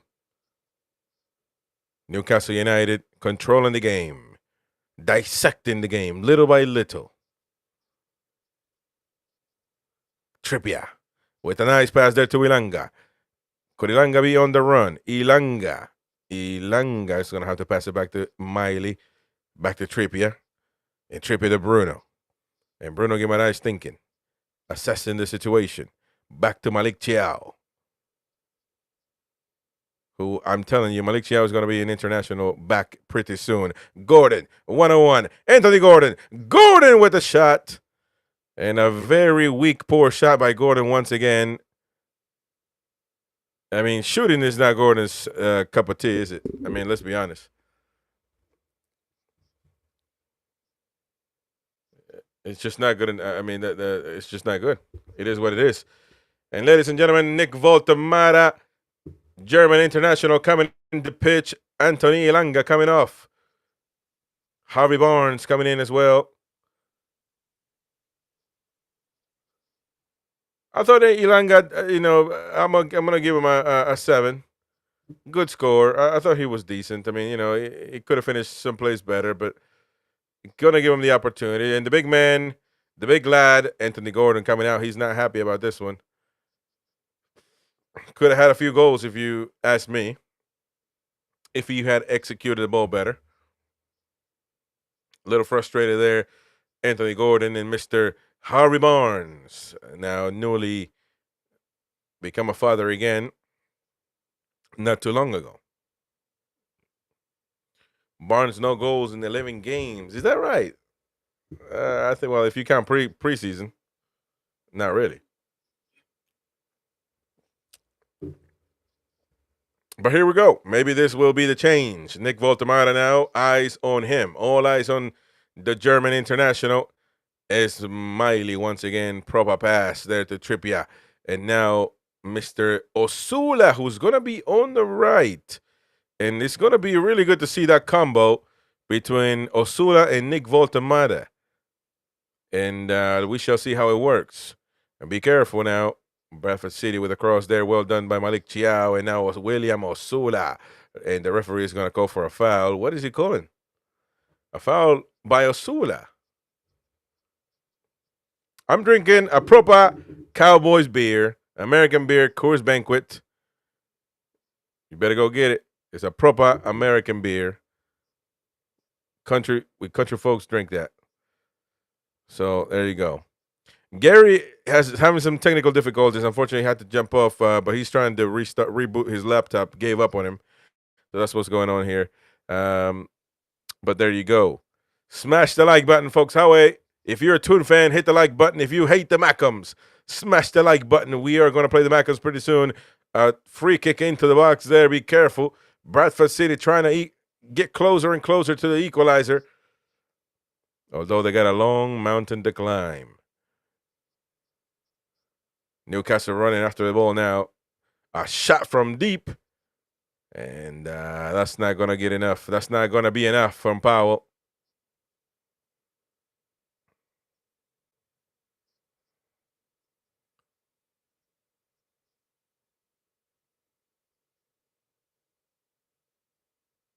And it's Power, by the way, not Powell, Power. So there you go. Malik Chiao. Nice. But how many passes? I think Malik Chiao has only missed one pass the whole game, which that is pretty good. Osula there couldn't get through, but at least gets a throw in.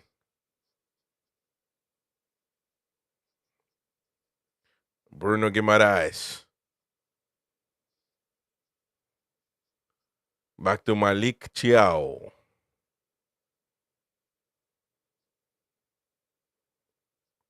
It's the chant Eddie Howe's Black and White Army ring around St. James's Park.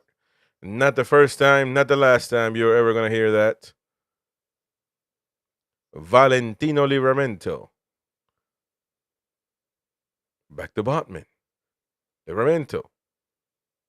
Louis Miley, who's been a proper midfielder, the neat for the Toon.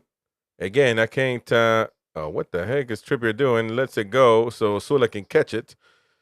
And hopefully we can give Voltemada a goal here and boost his confidence more and more for the weekend. Don't forget, Sunday we play Arsenal in the Premier League at St. James's Park. And that's going to be here live on NUFC Talk TV 1 hour before kickoff, bringing you the latest on that game. So stay tuned. Join us once again. But before that, we will be live after full time tonight to speak about this game with the lads. So join us as we dissect what's happened tonight. And there we go. Louis Miley goes down. That's going to be a foul by him. The referee calls that. 72 minutes underway, ladies and gents. Let us know what you think in the comment section down below. What do you make of this game so far? Are you happy about it? Are you excited about it? Let one know, as Mighty Win says. No, this ain't no proper watered down beer. This is proper beer, man.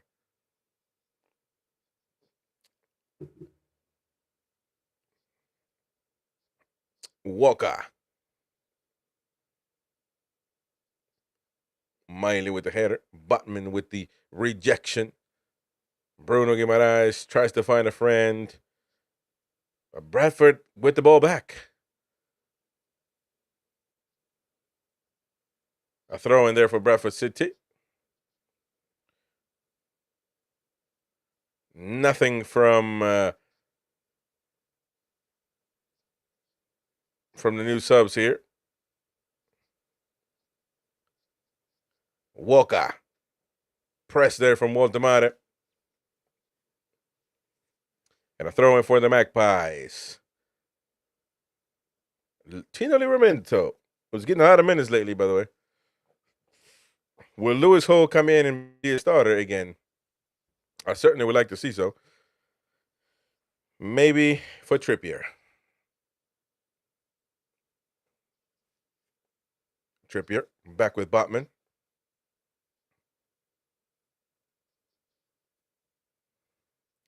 Harvey Barnes, the ball to Bruno Guimaraes. Bruno in the box now. Bruno with the pass. Joelinton! Here we go. Here we go, ladies and gentlemen.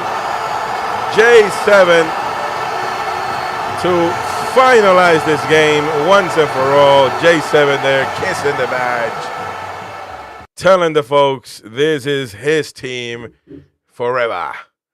And Newcastle United puts the luck, swallows the key away on this game. Well done there by Bruno, by the way. I wish Voltemata would have gotten to the middle, man. But the pass there to J7, who has to execute that play rather quickly. Well done. Cool, calm, and collected is the first goal. Well done there by Mr. Joelinton Apollinario. You didn't know that was his name, did you?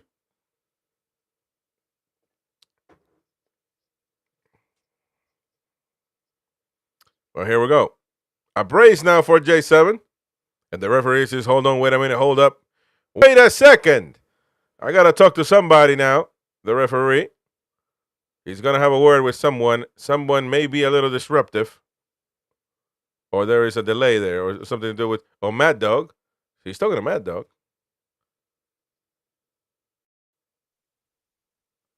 I don't know.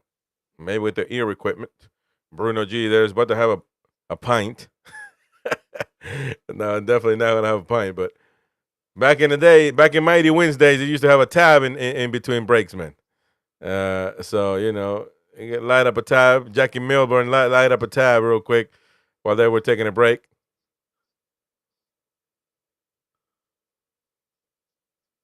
J7 brought back after missing the game against Bournemouth, scoring a brace tonight.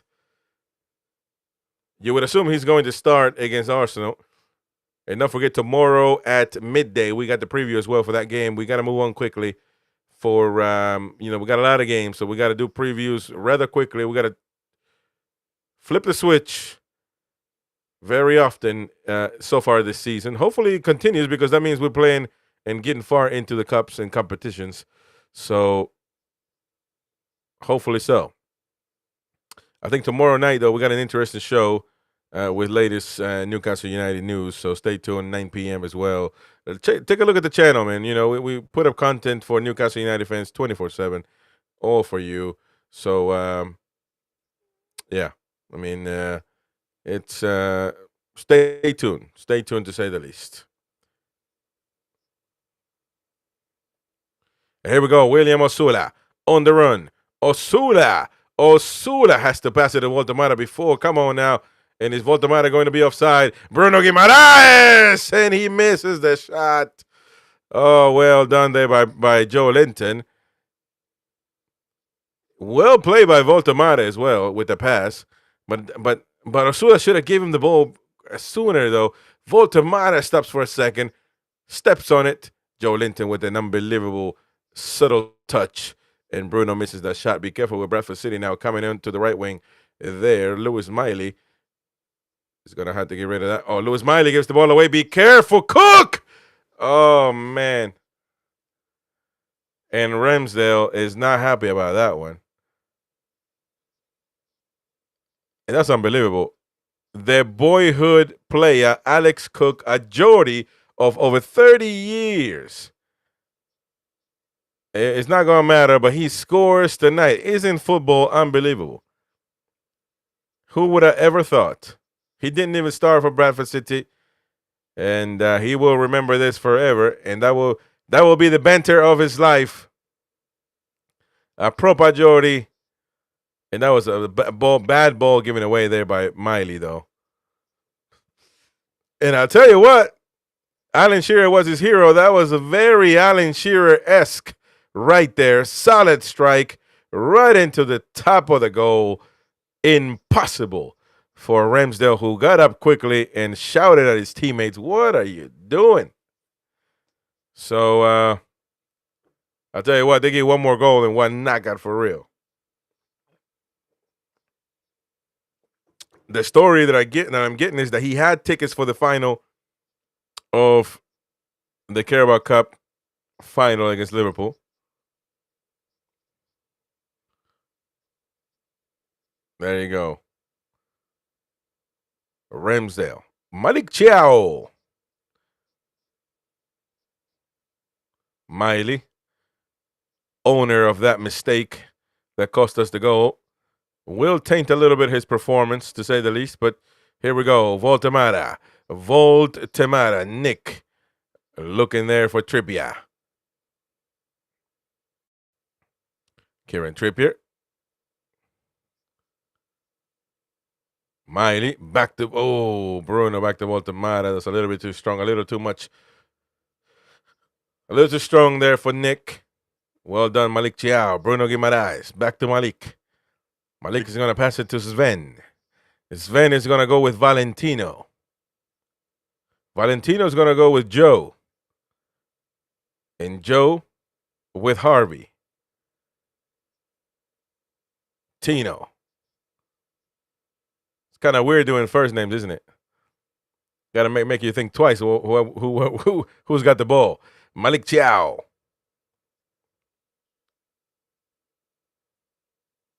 Here we go. Giving the ball away there. Miley now to Trippier. Bruno G. Nick Voltemara. Miley. Trippier. Now well taken there by Nick, and now be careful with the ball. Bradford City looking for another goal. And we better make sure we're not complicating things too much here. 81 minutes to go.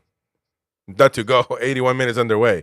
We got about 10 to go and some change. Be careful there now. My goodness gracious, that was a little bit too close for comfort there. Sven Botman not too happy about it.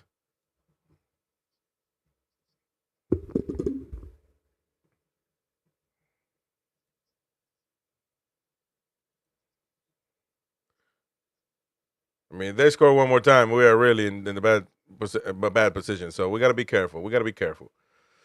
Good defended, though. Well defended. So we shall see. Don't forget to smash the like button, folks. Subscribe to the channel if you are new. Thank you very much to everybody that's contributed, donated. We've still got a few minutes left. Don't forget, after full time, we will have the instant live match reaction. That's not going. Offside there. Well done. That's a good call there. Or maybe not, I don't know if a good call, but a prudent call, because we were in an intricate situation there. Ramsdale, not too happy. Ramsdale wanted to keep his he wanted to keep his goal. No goals allowed, but unfortunately, there's nothing he could have done there.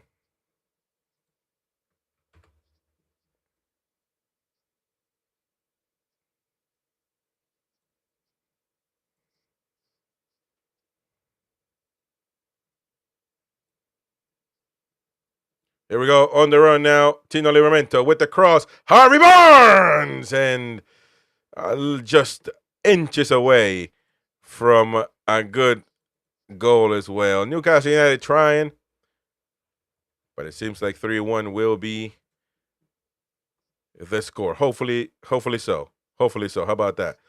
we can make that. I mean, that could have been a goal, really. I mean, I think if he would, I don't think he executed that well, Harvey Barnes. Taking a look at that one again, I don't think that was a good execution, man. Just put your foot through it, man. Put your foot through it. Come on now. Sven Botman. Livramento. And here we go. Harvey Barnes. Voltemara. Nice pass there to Harvey Barnes. Oh, my goodness. That would have been a lovely assist for Voltemara. And a great goal by Newcastle. But it is going to be not a goal, clearly. Barnes close yet so far. I mean, kissing and smooching on the post. Voltemara, well done there with that pass. And man, oh man, my oh my. Barnes, 2 chances already and has not put one away.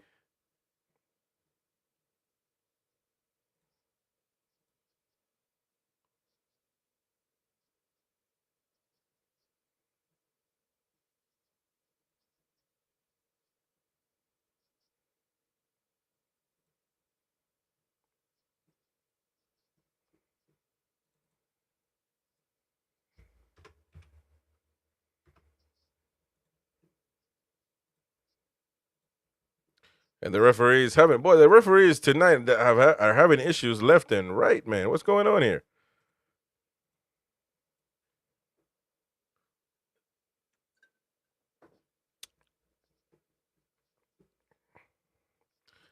We can't complain, though. Good match tonight. Good match tonight. I mean, it's been a really good performance. Nothing to complain, really. You can, when you analyze things, you can say here a few things here and there, but I mean, it would just be constructive criticism, of course. I don't think that Newcastle played bad at all. We played good against the, I mean, you know, the side that we needed to play, and it is what it is. The ball gets through there.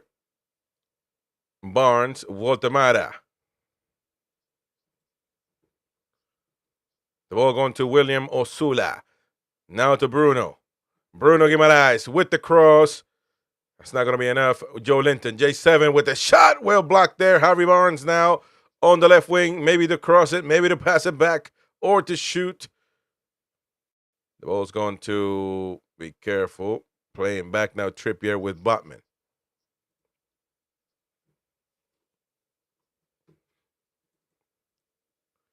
Here we go, J7. Miley. Voltemara. Barnes gets through. William Osula again. Osula with the brace. Well done there, William Osula.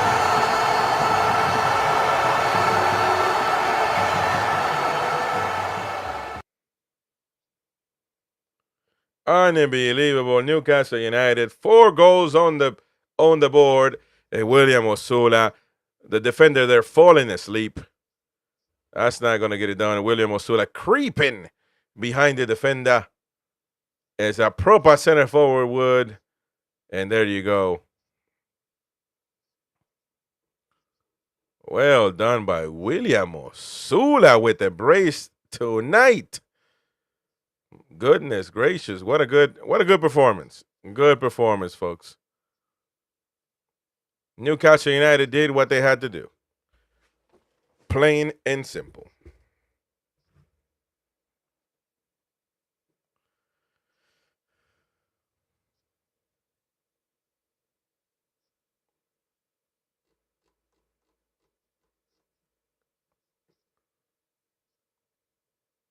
I wish Voltemara would score, but anyway, there's a change for the 2 now. It looks like Alex Murphy coming in for Sven Botman. Sven Botman is going to get a round of applause there. Murphy coming in. Going to get a couple of minutes, of course, and that's going to be, I mean, not many minutes, of course, but, get some minutes, warm up, and come right off, I guess. Sven Botman coming off. Well done there by the Toon tonight, ladies and gents. Well done.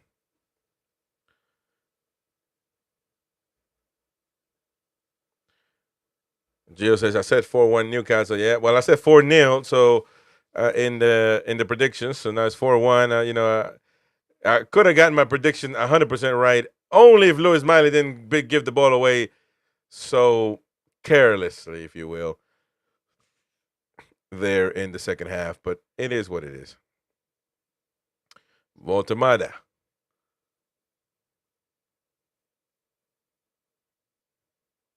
Back to Voltemada. Nick with the lovely pass there. Be careful. Voltemada looking for his goal. You can tell in his body language he wants his goal then eat.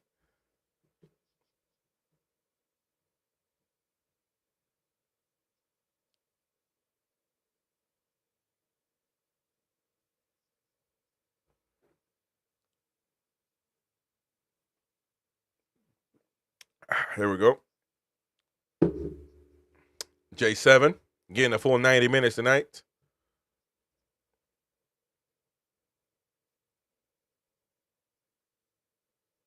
Barnes to Nick Voltemada. Nick losing the ball there. There we go. Harvey Barnes. Barnes and Trippier. Osula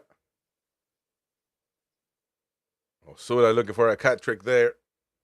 J7 also could get a hat trick. Be careful the pass there to Voltemada. Cannot keep a hold of the ball. And, of course, he wants to score his goal. And there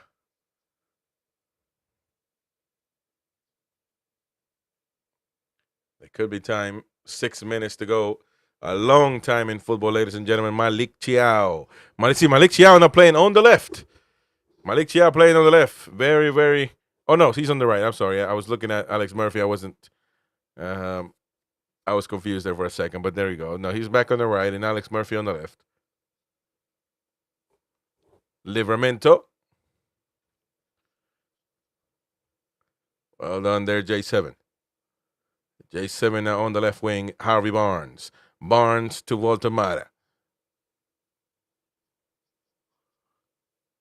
Nick, well done there. I passed Lewis Miley to Trippier. Trippier to Bruno. Bruno tries to get through. There we go. Osula, no. Bruno is going to get the ball. Now on the corner flag. Lewis Miley. Miley is going to look for Trippier. Trippier to Miley.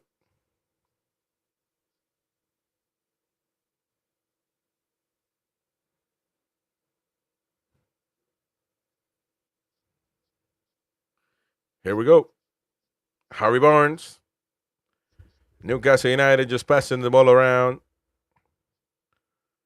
Magnus says Miley's still young, needs more time. I think he's done well tonight. There we go. Look at that. William Osula. Zigzagging, dribbling around. A lot of trickery and wizardry by Mr. Osula. Nick Voltemada back to Bruno. Bruno. What is Bruno going to do? Oh, the shot there. Close. Able to get a shot away, but that's not going to get it done, though. But either way, Bruno on a really good game tonight. I was thinking he might look for Voltemada there.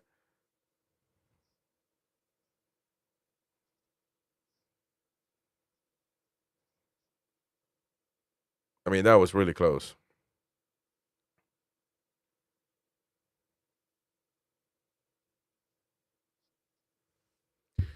Native American says the vault has shown some nice touches. Well, I could agree. I mean, it's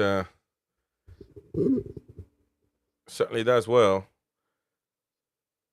You need him to score goals, though. That's the thing. You need him to keep that goal ratio nice and decent. Also, his confidence. Well done, Malik Chiao there. Harvey Barnes now on the run. 3 minutes to go here in this game. Livramento on the run. Tino.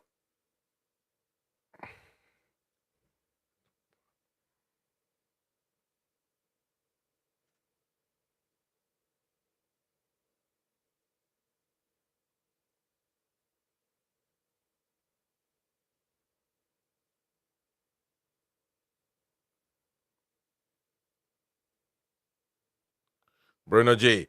Walter Mara there and doesn't execute the play well.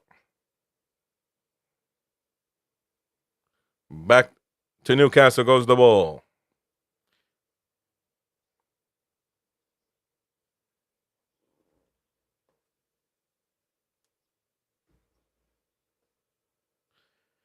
I mean, it was always going to be a very difficult game for Bradford City, but could be difficult for Newcastle depending on the situation. And we've managed to get it done and to get it right. And I think that that has been great for us. Harvey Barnes, they're doing a little too much, and that's not going to get it done right there for the Magpies.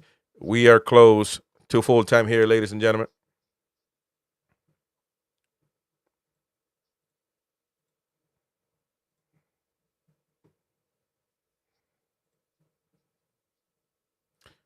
Don't forget, after full time, we will be live with the instant match reaction.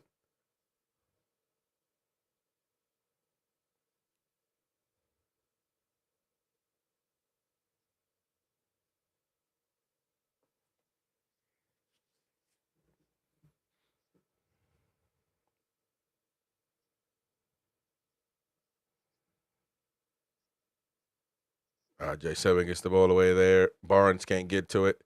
And this game is pretty much done and dusted for the Magpies. And yeah, I'm getting a notification here that it's full time. So here we go. It looks like the Toon has eliminated Bradford City. The club did what they had to do. And that's really all you can ask for in these type of performances, in these type of games. We will see who we play next, and that will be probably with the live instant match reaction. We will get some information around that around that subject. So stay tuned. Probably on Sky Sports as well. So stay tuned to that.